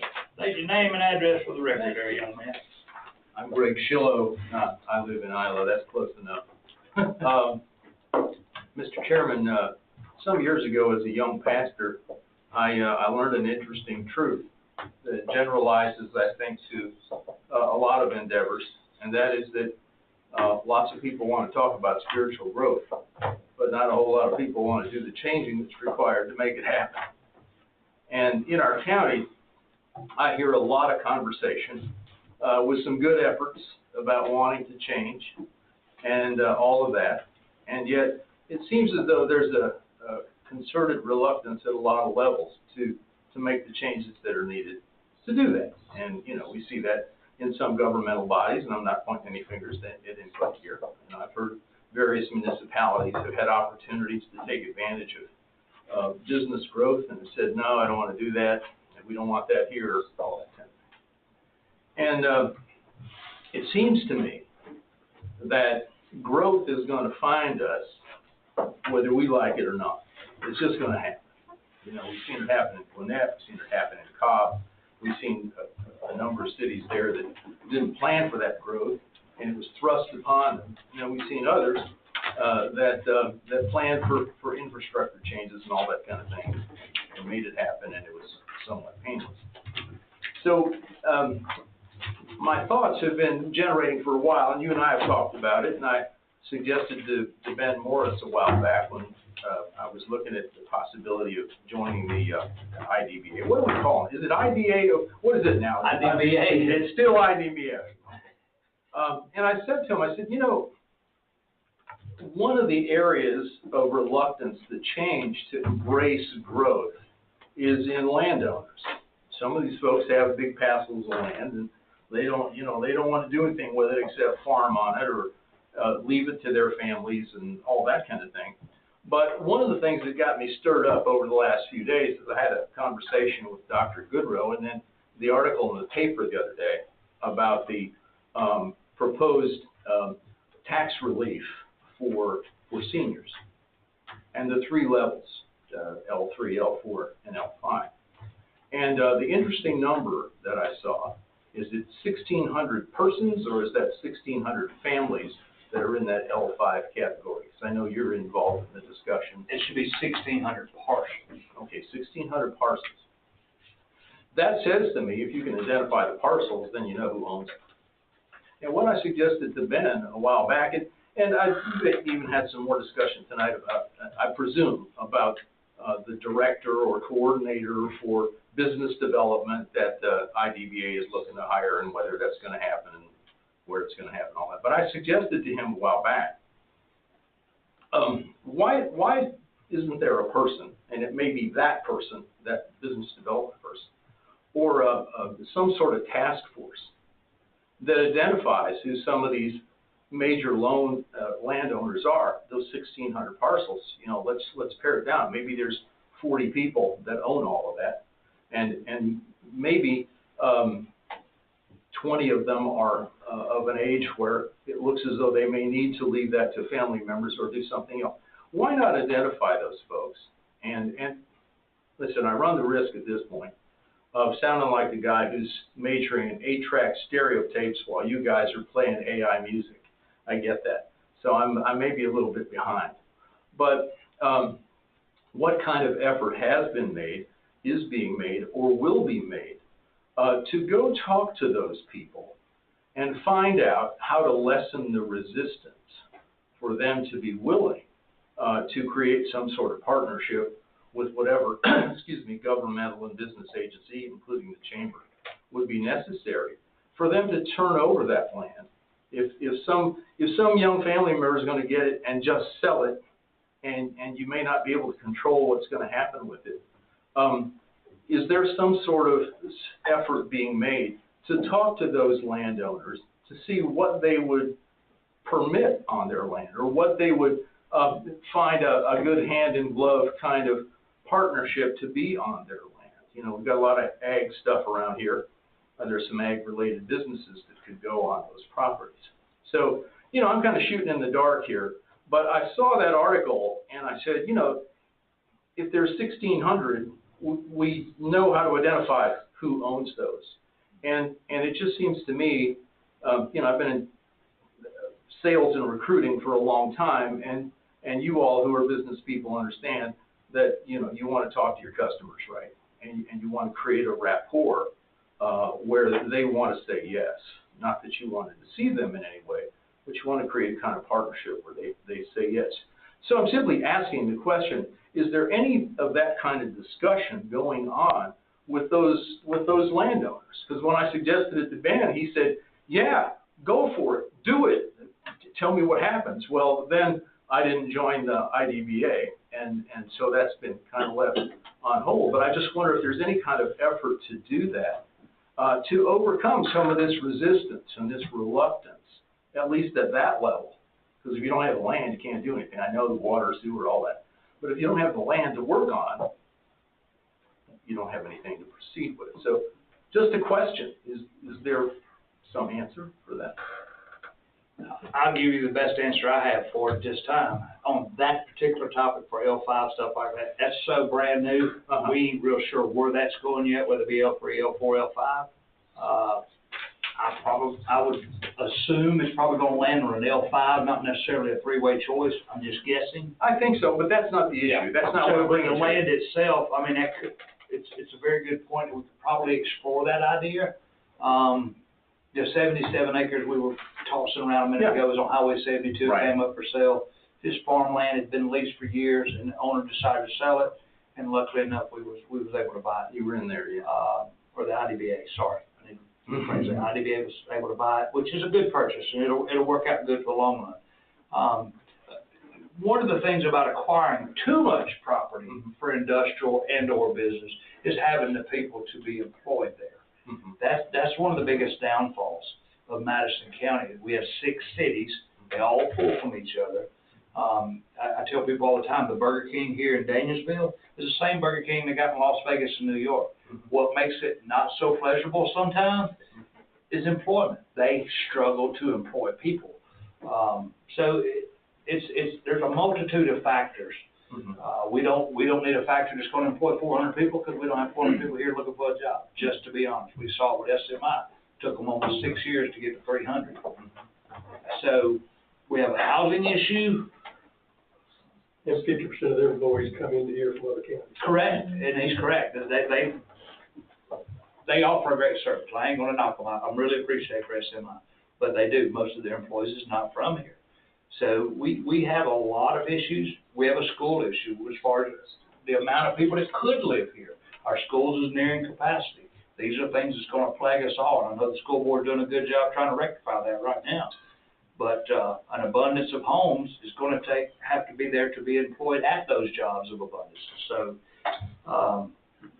it's complicated. You're on the right thought process, and I think there's other people in that same thought process. It's just which way to dictate it at this time, I couldn't tell you. I'm sure there are a lot of pressures from a lot of different points to make all this stuff happen. Right now, this county is looking for larger scale, low impact business. When I mean low impact, I'm not talking about just impact on the community itself, but low impact as far as how many people it needs to hire. You know, I'll take 100 5-employee businesses or 3-employee businesses before I take one 500-employee business, 2 to 1. And I think that's what makes Madison County unique. I can tell you 24 electricians to call if you need one tomorrow. They're all right here in this county. They all work outside this county, but they're from this county. But if we only have 2 businesses that employ 2 people, that's only 4 people that are employed, which doesn't do a whole lot to help the tax base. It does not. You are correct. So my point is, I just think it would be important to begin to cultivate conversations with those landowners who might be amenable to having something for the legacy purpose of their land that would, maybe not carry on the family tradition, but carry on something that's valuable to the rest of the members of the county. And I'd be interested in seeing some sort of task force or something come out of IDBA that generates that conversation. So there you go. I would imagine that would be one of the functions of the economic development. I would hope so. Correct. I would hope so, but you gotta hire somebody to start the conversation. I'm pretty sure that's pretty well. That's gonna happen. Done deal. Okay, all right. They're working out the fine details. Well, that's good. But there's a meeting at the IDBA Wednesday morning at 8 a.m. This week, so please attend. Well, thank you for letting me speak my piece. Oh, absolutely. Thank you so much for coming up. And I enjoy the candor and the dedication that you all are giving to what you're doing. I mean, we've been here over 3 hours, so. Well, I tell you what, if we sounded like we're all getting along at all times, then there ain't enough work being done. No. It's good to have a debate back and forth. Brian has been on target all night. Yeah. If you really sit back and listen to comments he's made, he's been spot on all night. Yeah, I'm gonna listen to it tomorrow and be sure I put this in there. Yeah, I mean, I'm serious. You want to hear that from your county government. All right, I forgot to give the road update. Garrett paving is nearing completion on the 2025 Ilmay paving and patching projects and should be done by the end of this week. Due to the weather, the road department is currently scraping gravel roads, clearing down trees, debris, and mowing. Rogers Mill Bridge, update. Sun Coast Restoration has had some employment issues and believe those are resolved and are back working on the bridge repair.